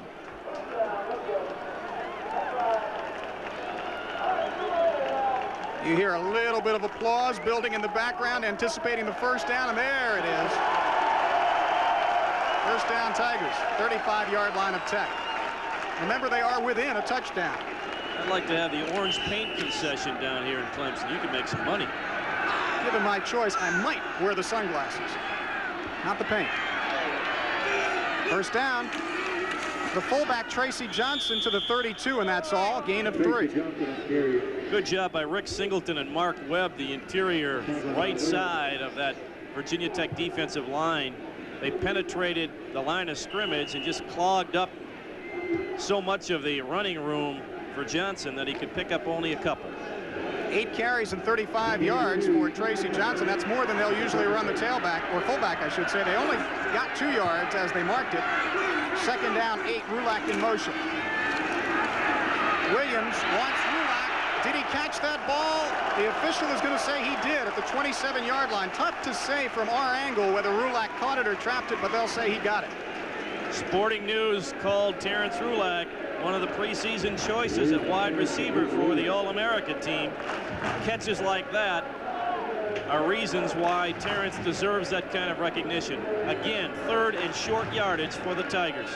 A little bit longer than it was before. 3rd and about 1.5 yards. But again, they are now into 4-down territory. 11:45 to go. Lancaster, the big blocking back, will lead Johnson, and Johnson, I think, got the first down. The interior part of that defensive line, led by Webb, tried to stop him, but they got the first down. Well, one of my old coaches said blocking is putting your hat on somebody. Chris Lancaster puts his hat on a lot of people. How'd you like to be the defensive lineman set there, and here comes Lancaster treading in place, just holding his place, waiting for the snap of the ball so he can pound you. Tracy Johnson looked like he took a hit on his left arm, so Lancaster moves back to the fullback spot. This drive started around midfield. It's halfway there. They give to Kenny Flowers. Jamel Adjemi hit him first. He got about 3. 2nd down, about 7. Still all kinds of time left. We are just down around the 11-minute mark. The Tigers can afford to be patient on this drive because they want to regain the lead with a touchdown. One question, though, Jack, if they do score, can Eric Chapman come back, or do they have to go with the backup, Jeff Roberts? We'll have to wait and see. On 2nd and 7, Ray Williams comes in motion. And the give to the fullback, Chris Lancaster, gets inside the 20 to about the 19, and we will have still another 3rd down situation, and this should be about 4 or 5 yards. Maybe a few people up here in the stands at Memorial Stadium, excuse me, wondering about the offensive strategy here of Clemson. They have really gone on the ground. They've eaten up some of the clock. They're, I really think, trying to pound away at that Tech defense just to tire them out with that big offensive line that the Tigers have. They want to get the score, but they want to make Tech pay a price for it. Here's a big 3rd down and 5. Rulak in motion. They also have Keith Jennings split wide. Counter. A delay to Kenny Flowers. Little bit of misdirection, and there's nothing there. Good work, Lawrence White, the linebacker.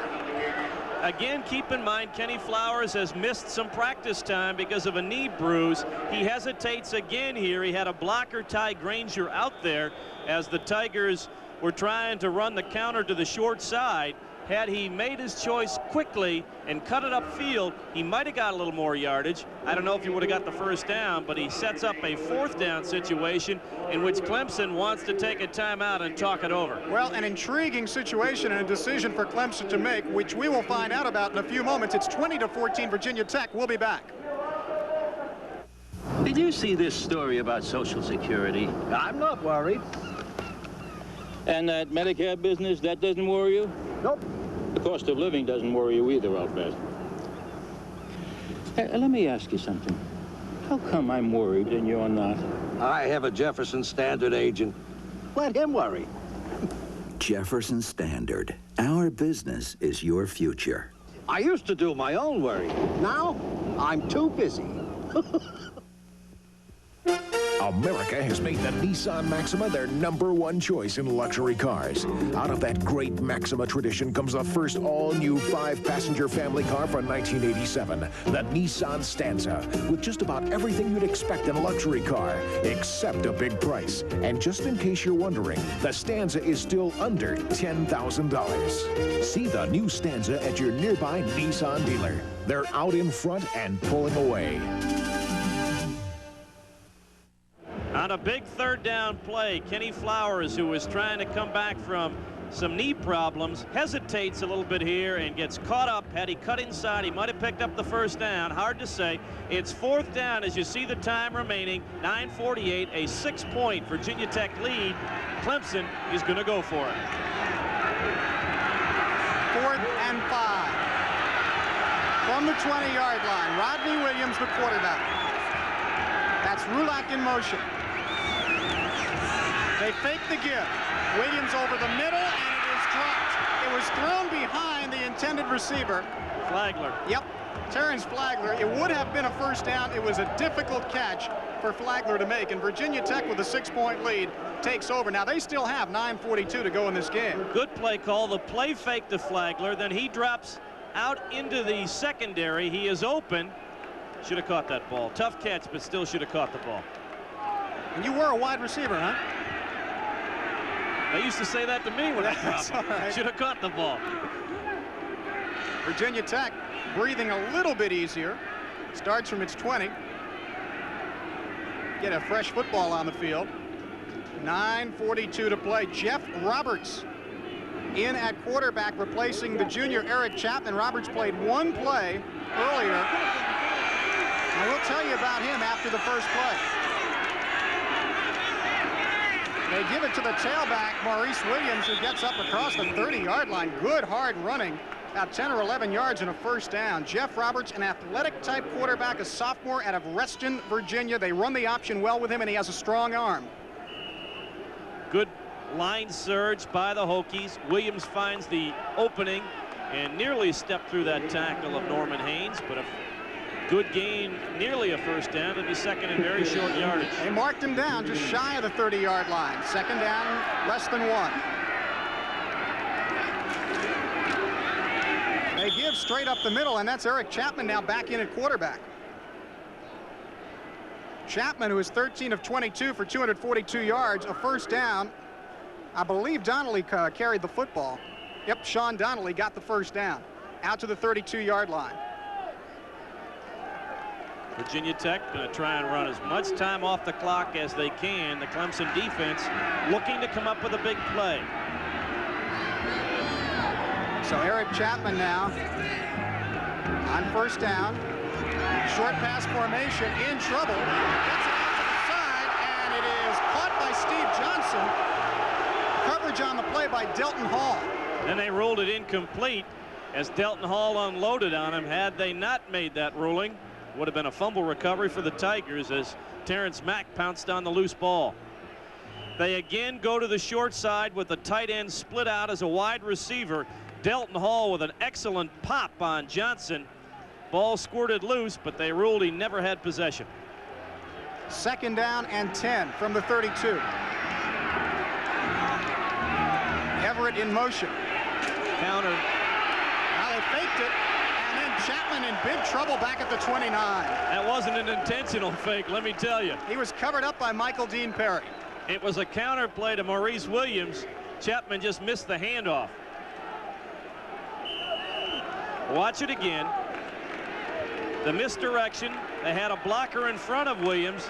Chapman just didn't get the ball to him and had to eat it for a couple of yard loss. Big 3rd down here as Michael Dean Perry tries to rouse the big crowd here in Clemson. Virginia Tech 5 of 12 on 3rd down conversions, and the junior Eric Chapman has a 3rd and 12 and calls a timeout. It's the 2nd timeout used by the Hokies. They only have 1 left. And it's not inconceivable that Clemson should score and leave Virginia Tech in a position where they might need one of those later on. Well, let's take a look at what Bill Dooley may want to go with here on 3rd down. He has liked to have gone to the inside receiver in his twin receiver set in curl and quick out patterns. He has also on occasion thrown to the back out of the backfield. I would tend to think you're going to see something towards the twin receiver setup if they go that way again. It'll have to be a little deeper because they've got 3rd and about 12. But I think, again, you've got to look at what they have done during the course of the ball game, and I think you've got to expect Everett or Richardson, whoever is in at that wingback spot, perhaps to be the prime target. Our Nissan game of the week next week will be at Carter Finley Stadium in Raleigh, Wake Forest, and North Carolina State. I'm going to guess the tight end Steve Johnson might have something to do with this play. Of course, I better look and make sure he's in before I make that guess. I think he is. Yeah, he goes over to the far side. Everett and Snell to the near side. 3rd and 12. They also have Williams in the slot to the far side and Donnelly the lone back. And they give it to him, and that didn't fool anybody, especially Henry Carter, the linebacker. Well, some people criticize Bill Dooley for being a tad conservative, and this is a conservative call even with the spread formation, because Clemson was aware of that possibility, and Virginia Tech has to give the ball back to the Tigers with half of the final quarter yet to be played. Eddie Neal will punt. That's James Lott back outside his 30-yard line. 7:22 and counting down in the 4th period. Did they take too much time? Great timeout call because they've got 12 men on the field. That's great counting on your part. I'm still up to about 6. Bill Dooley looking on. They had an extra man on the field, and that was just a great job by Delton Hall. He counted on the line of scrimmage and saw that there were 11 men on the line of scrimmage, and you've got James Lott back to receive the punt. He was the 12th man. So now Clemson has to use a costly timeout. They only have 1 left, but had Hall not made that recognition, it would have been 1st and 10 for the Hokies. Gene Beasley was the extra man. He and Danny Ford and another of the assistant coaches, more than likely the special teams coach, had a bit of a chit-chat as he came over. Well, what's happened on that, Gary, is that Beasley has gone into the ball game playing, and Lott is not playing now, but Lott goes on to receive the punt. Beasley forgets he's supposed to come off the field. Eddie Neal has hit 5 punts for 42 yards. That's much better than an average of 24, which he had last week against Cincinnati. This is a big one for Eddie Neal to set Clemson back. A little bit of pressure. He may have been rough. They throw the flag. They throw the flag. James Lott, but this return will be irrelevant. I don't know about that call either, because I think the man was blocked into the kicker. He was blocked into the kicker. At least I think the replay will bear us out on that. It will be a roughing the kicker call. Courtney Mawsey, the referee, his preliminary indication was roughing the kicker. Well, now, Jack, it would be a little bit ironic if Virginia Tech were to go on and win this ball game on a roughing the kicker call that gives them the opportunity. They've had a couple of these go the other way against Clemson the last few times they've met. A roughing the kicker call last year on a field goal as time expired gave Clemson a second opportunity, and David Treadwell won the ball game with a field goal after time had expired. Now Bill Dooley saying, isn't that an automatic first down? Let's get the call from Courtney Mawsey. Have 5 yard, running into the kicker on the orange, still be 4th down. He did not call the deliberate running into the kicker. Watch it again. Delton Hall kicks Neal in the face, but he is blocked by the up man into Neal. Yep. It's still 4th down, however, so they'll punt it again, but now 5 yards further upfield. But all things considered, far less damage done than could have been for the Clemson Tigers. There you see the official giving us the indication. Roughing would have been 15 yards and a first down. So Eddie Neal will try again. This time they let him get it off. Retreating is Lott. Starts at the 28. Can he turn the corner? No. Good job that time by Carter Wiley. Another flag in the play on the other sideline. This might set Virginia Tech back.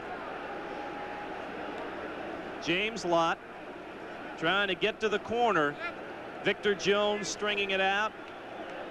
And then the tackle made quite nicely by Carter Wiley. And the infraction will go against the Clemson Tigers. So trailing by 6 points, they're going to be deep in their own territory. Boy, how many of these do you see in a ball game? They affect field position so greatly. In the first half, one of these really hurt Virginia Tech, but here, Clemson being set back. And the time starts to become a factor. We have 6:57 to go in the game. Got a clip on the orange. First down. They are 85 yards from pay dirt, and they are in 4-down territory once they cross midfield. 6:57 to go. And keep in mind the timeout situation for both clubs at the end of this drive. Let's see if we can pick up the clip to the left of your screen right there, number 11, with the hit from behind. Back to live action now from the 15-yard line. Rodney Williams has gone most of the way at quarterback. With the pitch out, cutting back over the middle is Kenny Flowers, and Flowers out to the 30-yard line. He got 15.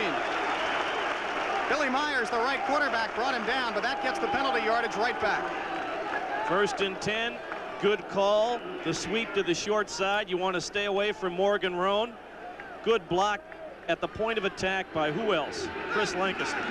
That's 80 yards for Flowers. He didn't start, but he's been a big man in the ball game. First down, Clemson from the 30. That's Ray Williams, the senior, in motion. Again, Flowers. He ran right into Joe Turner at the 32-33. He was listed 3rd team tailback at the start of the game, but when they need the yardage in a key situation, he is in there. Well, when a guy only needs 200-some yards to become Clemson's all-time leading ground gainer, you're going to get him in a ball game. Yep. There's your time. Keep in mind, last year, Flowers was involved in 58% of the plays Clemson ran on offense. 2nd and 7. Again, Williams in motion. They fake the give to Flowers this time, and the quick pass is to the fullback. No, it's to Flowers, the tailback, and Flowers up close to the first down. No, the fullback, Lancaster. I was right the first time. Chris Lancaster up to the 39-yard line. They will pull linemen to make it look like a sweep, fake the counter, and then dump it to Lancaster, who slipped off his block and gets it down to within a half a yard of first down. This is great misdirection on the part of Clemson. Lancaster showing he can catch the ball coming out of the backfield. 5:20 to go in the game. They have really made the fullback a part of their offense today. 3rd down and 1. There's Lancaster to lead the 3rd down short yardage play, and breaking through is Tracy Johnson for a first down up to the 43-yard line. You got some beef in there with Lancaster leading the play and Johnson running it, and Paul Nelson made the stop for Virginia Tech. First down. You want to talk about some heavy-duty traffic inside. Tracy Johnson pile drives his way for the first down. With this style of drive, though, Clemson's got to score on this possession. You are right. They are putting their eggs in this basket. Now under 5 minutes to go in the game. First down and 10.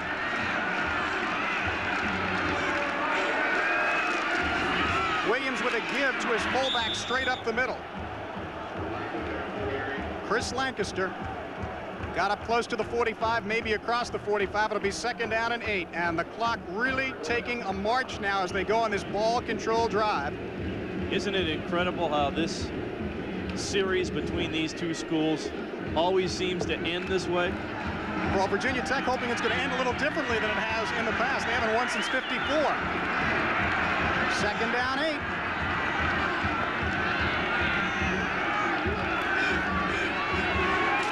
The pitch out to Flowers. Flowers got away from one man, but he did not get away from Morgan Roan. Take a look at Terrence Flagler trying to provide some blocking support on the outside. Clemson prides itself on the fact that their wide receivers are good blockers, and you can see Flagler doing the job on Eddie Neal. Unfortunately, inside of Flagler's block, there was not much else going on, and Clemson with a big 3rd and 7. Kenny Flowers with 84 yards on those 21 carries, 3rd and 7 indeed. Rodney Williams has time, fires over the middle, and it is knocked away on an excellent defensive play. Carter Wiley, the free safety, broke it up, intending it for Flagler. 4th down decision time as we watch the 3rd down play again. Williams with good protection on the crossing pattern, and Wiley does the job to break up the pass intended for Flagler. And Danny Ford's going to say, my defense can do it, because he's going to punt the football. What makes it tough to punt the football here is they only have one timeout remaining to stop the clock while Virginia Tech moves it. Bill Spires, we've told you his story throughout the day, off the Clemson baseball team, the fake punt, and they run it and don't get the first down. It will be Virginia Tech football at midfield. They snapped it to an up man. Spires carried through on the fake, and I think it was, well, let's just make sure. Flowers, yes, Flowers got it up around midfield, but did not get the first down. So Virginia Tech apparently in the driver's seat. 3:29 to go in the game. They lead Clemson 20-14, and we'll be back with a finish after these words. Who's gonna be at the Silver Bullet tonight? Blue 2 Coors Light draft. Coming up. You know, you got a great thing going here, big guy. But I think it's about time we get a bouncer. Bouncer? Why do we need a bouncer? Well, to handle some big, masculine, rowdy type who's trying to take advantage of my naive and delicate nature. Who's doing that, Fran? Well, nobody yet. But you never know. There's no slowing down with the Silver Bullet tonight. Coors Light beer.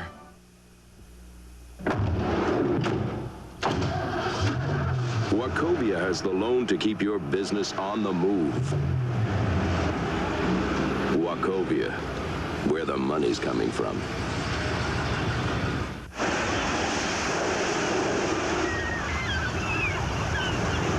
Wachovia has the loan when that second home becomes first priority. Wachovia, where the money's coming from. Gary Sparber with Jack Corrigan. ACC football 20-14. Virginia Tech apparently in the driver's seat. 3:29 to go. Virginia Tech has the ball, stopping Clemson on downs, and only one timeout left. Now let's look at the scoring by quarters. Virginia Tech up by 7 after 1, up by 3 at the half, still up by 3 after 3, and now by 6, and they have the ball with time winding down. Chapman gives it to his tailback, and Maurice Williams gets into about the 46-yard line of the Tigers. But remember, the Tigers only can stop the clock once it will start to run. They have to prevent Virginia Tech from gaining a first down. If Tech can get a second set of 4 downs, they're going to be able to run out the clock, or just about all of it. So that's what the Hokies want to do, is pick up the first down, do it on the ground, not make any mistakes. Clemson has got to force a turnover or stop them on the next 2 plays. Second down and 7. That's Myron Richardson in motion, and they really didn't need Jim Davey to jump offside that time on the right side of that Virginia Tech offensive line. I believe he lifted the hand that time. The hand, the shoulders, and everything else that goes with it. plus the penalty stops the clock. Illegal procedure. Offense, the clock will remain stopped. Second. So that's a break for Clemson. Not only does Tech lose the yardage, they inadvertently stop the clock. It's 9 penalties for 83 yards against Virginia Tech. The clock stopped with 2:56 to go. Second down 12 for the Hokies. That's Everett in motion. They give it to Williams. Williams turns the corner but finds a host of Clemson tacklers led by Norman Haynes. Donnell Wolford was also there, but this will bring up 3rd down and long. Deep handoff.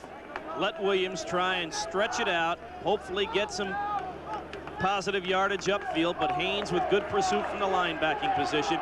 Here's the play of the afternoon. 3rd down and 9 with 2:20 to go in the ball game. Virginia Tech is 4 of 12, but as you on 3rd down conversions, as you said, though, this is the one that counts. Chapman with a pitch out. This is Sean Donnelly, and an interesting call. He gets it inside the 45 to the 44. That will run some clock, and they will rely on their defense, their punting game, to put it deep in Clemson territory and then hold them. Clemson calls its last time out because Virginia Tech would have run down the huddle clock, taken the delay of game penalty, and then punted the football. So the Tigers gamble that they can stop the clock with first downs and getting out of bounds when they have the football, force Virginia Tech to punt the ball here without running down any more time than the 2:09 remaining right now. Interesting in that, okay, they pitch the football, but why not pitch it to Williams or one of your real speed backs where you've got a better chance to get the first down? Could be they felt that Donnelly is the most sure-handed man in the backfield. He's not going to cough it up. I think you're right. So Eddie Neal to kick, James Lott to receive it. 2:09 to go in the game. There you see the score. The Hokies have 9, make it 10 men up on the line of scrimmage, or excuse me, Clemson with 10 men on the line of scrimmage, and the Hokies are going to have to keep those men off of Eddie Neal. Just getting the punt off is a big factor for Virginia Tech here. They do get it off. Lott calls for the fair catch, but he'll let it fall, and Virginia Tech down there to put it down inside the 10, and they executed that very important special teams play about as well as you can. Well, the Hokies began the afternoon with a big play on special teams, blocking a punt and recovering it in the end zone. This time they cover the punt inside the Clemson 10. So if the Tigers are going to win game number 1 here this afternoon, they're going to have to do 91 yards in less than 2 minutes. Give David Everett the credit on the play for downing that ball inside the 10-yard line. And Tigers have been able to pull it out in the pass against Virginia Tech. We'll see if they can here. From the 9-yard line, Williams throws it outside. Jennings has it up at the 19-yard line, gets out of bounds and stopped the clock. Keith Jennings out of Summerville, South Carolina. He had an outstanding high school career, a possession-type receiver, and he had possession there. Look how deep the Hokies are playing. They're guarding against the home run ball.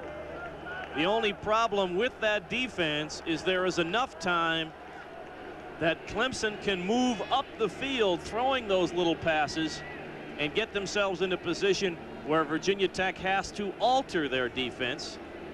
Got a timeout because of an injured player. That's number 71, Ty Granger, one of the tackles up front for Clemson, who needs some medical assistance. Jennings was bumped out of bounds just shy of the first down, so it's 2nd and inches. But for the moment, first downs are not of prime importance for Clemson. They've got to cover territory to the end zone. Exactly right. I was about to say, keep in mind, a field goal will do them no good. And I think it would be fair to say the whole field is 4-down territory right now. Clemson is out of timeouts. Virginia Tech has 1 left. They don't want to use that one if they don't have to. Terrence Flagler is the tailback. Lancaster is the fullback. 2nd down, very short yardage. Rulak in motion. Throwing on the outside and overshooting the senior Ray Williams. With number 37, Eddie Neal, defending on the play. So now it becomes 3rd and short yardage. The advantage for Clemson here is they can again throw a pass here on 3rd down if they choose to try and get the first down. If it goes incomplete, they can still pick up the first down on the ground to keep the drive alive. See what they do on third and very short. They decide to run the option, and Rodney Williams breaks into the open for a moment, gets up to the 28-yard line before Carter Wiley, the free safety, brought him down. Today's winners of our Poland Most Valuable Player Awards are Eric Chapman of Virginia Tech. Outstanding game the junior quarterback had, and Terrence Flagler of Clemson. There you see Terrence as part of the Poland Most Valuable Player Award Scholarship Program. Poland will donate $500 to the General Scholarship Fund. Poland, America's chainsaw, and Rodney Williams to throw, and throwing it over the middle. Great catch by Terrence, or by Ray Williams up at the 46, and then he's brought down. 1st and 10 for the Tigers, and the clock stopped on the first down. 1:28 to go in the game. There is still time for the Clemson Tigers, who need a touchdown to tie and an extra point to win. Clock starts moving. They've moved the chains ahead. Williams to the far side, Hooper to the near side, and trying to hit Ray Williams. It was incomplete, with Billy Myers defending on the play. The pass thrown low into the ground. That time Williams made a good throw in terms of the coverage. If Williams was not going to catch the ball, no one was going to catch the ball. Stops the clock with 1:16 to go in the game. 2nd and 10 really isn't that serious a situation here, because you've got 3 chances to get it. Really, their major enemy will quickly become the clock with 1:16 to go.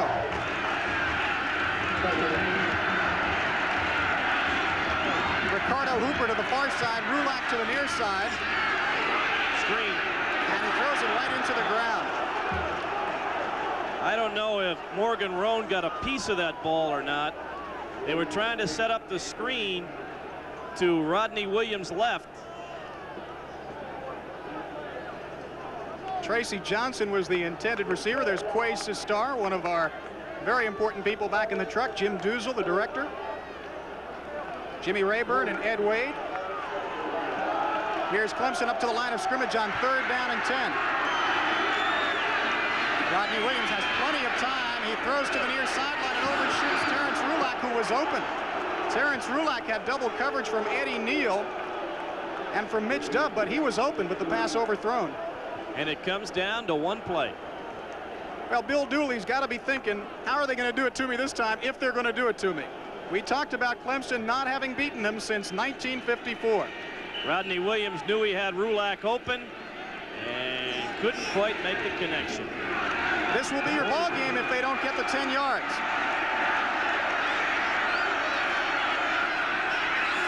Williams has time. He throws and overshoots everybody. Ray Williams, the intended receiver. 3 Virginia Tech players were around him, and he never had a prayer on that one. And the Virginia Tech Hokies, who suffered a heartbreaking loss last week, are going to even their record at 1-1 and end an awful lot of frustration against the Clemson Tigers. Let's watch the 4th down play. Williams had time. He just really overshot his intended target. Folks, you cannot say enough for Virginia Tech, not an ACC team, coming in here and doing the job they've done on opening day at Death Valley with 78,000 looking on. 1st and 10 from the 47, and they should just fall on it here, and that's exactly what Eric Chapman does. Little bit of frustration out there. Charles Moy, one of the other very important people without whom we simply could not do what we're doing this afternoon. And you see more of the great crew from Jefferson Pilot Teleproductions. Tony Johnson, Jill McDivitt providing the great graphics you see throughout the game, and the rest. Well, Al Danny Littlejohn Ford really has done a job for us up here. Sorry, Jack. That's all right. Danny Ford told us yesterday he was worried about his ball club starting slowly. The Tigers started too slowly this afternoon. Too much time, probably, for Virginia Tech here. You want to talk about a tough assignment for delay Danny Ford. On the white, clock will remain stopped. Now he's got to get his ball club ready for the Georgia Bulldogs, who are doing their thing against the Duke Blue Devils this afternoon. As you look at some more of the people who have helped bring us this very fine ball game this afternoon between Virginia Tech and Clemson. We should also mention Ginger Littlejohn up here in the booth has done a great job helping us out with the spotting. Again, Eric Chapman puts the knee down, and that might be your final play. Well, yeah, that should be your final play, in fact.